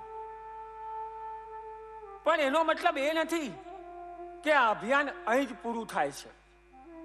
આજથી હું પણ તારી સાથે જોડાઉં છું અને આ અભિયાનને અવિરતપણે આગળ વધારતા રહીશું. થેન્ક યુ પપ્પા. આ કાર્યમાં જો મને તમારો સાથ મળશે તો આપના આ અભિયાનને વધુ વેગ મળશે. જોયું લક્ષ્મી, તે કહ્યું હતું ને કે કુદરતના ઘેર દેર છે પણ અંધેર નથી. જ્યાં આપણે એક દીકરા માટે પથ્થર એટલા દેવ કર્યા હતા, માનું છું કે ભગવાને આપણી અનેક વખત પરીક્ષા કરી, પણ આજે જો આપણને 4 દીકરાને 2 દીકરીઓ મળી છે.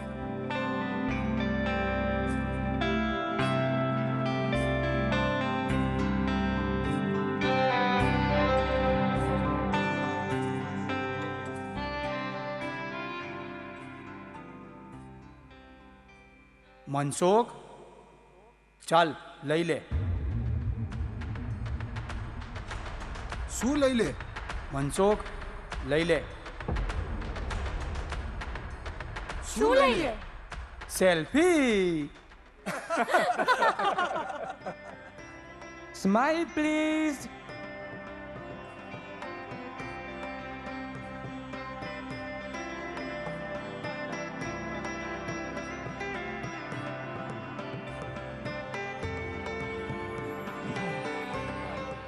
આ નાટકમાં રિયાનું પાત્ર ભજવનાર પોતે દાસજ ગામની દીકરી છે, જે આપણા સૌ માટે ગૌરવની વાત છે. તો રિયાનું પાત્ર એવા ગ્રીષ્માબેન સદરાસણિયા, એક પ્રતિવતા પત્ની અને આદર્શ માતા તરીકે લક્ષ્મી દેવીનો રોલ નિભાવનાર ઈલા આચાર્ય, પોતે પતિ અને પત્ની અનાથ હોવા છતાં પોતાના ઉચ્ચ વિચારો દ્વારા સમાજને ઉત્તમ સંદેશો આપનાર એવા કાર્તિક અને પૂર્ણિમાના પાત્રમાં કેયુર બોકરવાડિયા અને આશિતા મહેરવાડિયા. તમને બધાને પેટ પકડીને જેમને હસાવ્યા એવા નોકરના પાત્રમાં પાર્થ દવાડિયા. સરસ્વતીનું પાત્ર ભજવનાર કૃષા શ્રદ્ધાસણિયા. એક અજાણી સ્ત્રીનું પાત્રમાં મેસવા અજારી. મહેશભાઈનું પાત્ર ભજવનાર કિશન વડનગરા. નાટકમાં જેટલું મૂલ્ય અને મહત્વ કલાકારોનું હોય છે એટલું જ મહત્વ નાટકના સેટનું પણ હોય છે. તો એની સંપૂર્ણ જવાબદારી નિભાવનાર અને નાટકના એક કર્તવ્ય નિષ્ઠા અને પ્રામાણિક પાત્ર એટલે કે આશુતોષનું પાત્ર નિભાવનાર અંકિત પટેલ.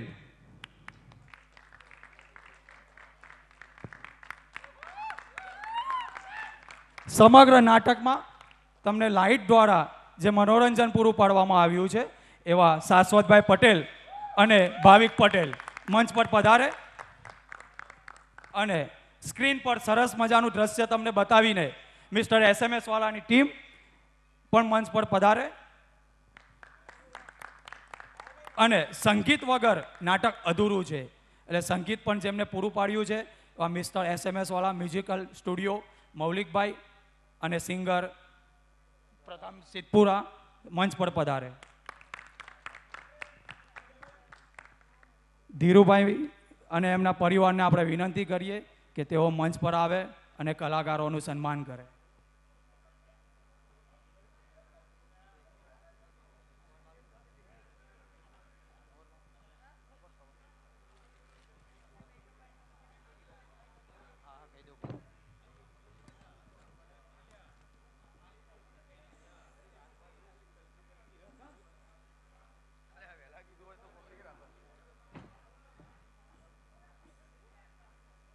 આ બધાને સુંદર પાત્રમાં તૈયાર કરનાર એટલે કે મેકઅપ આર્ટિસ્ટ ધર્મેશભાઈ અને એમની ટીમ મંચ પર પધારે.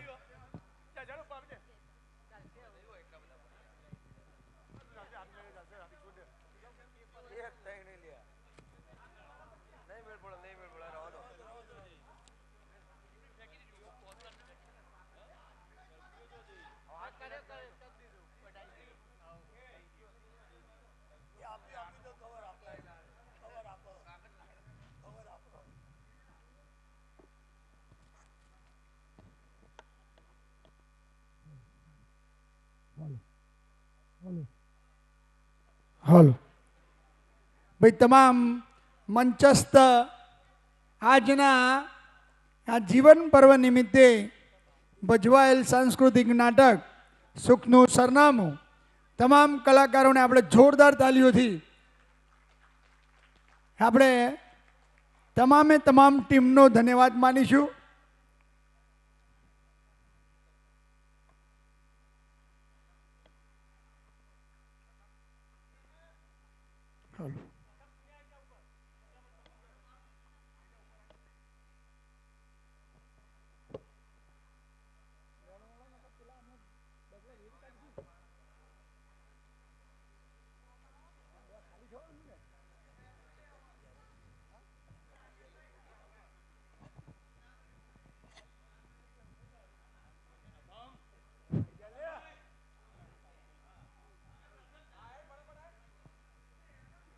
આ પ્રસંગે ધીરુભાઈનો જેટલો આભાર માનીએ એટલો ઓછો છે કે એમને ખરેખર આ પરિસરમાં અને સમગ્ર દાસજ ગામમાં એ 3 નદીનો સંગમ એટલે ત્રિવેણી સંગમ વહેતો કર્યો છે. સૌથી પહેલાં આત્મરંજન, કથા દ્વારા આત્મરંજન, વિશેષ ખાનપાનની સુવિધા એટલે રસરંજન અને છેલ્લે આ મનોરંજન.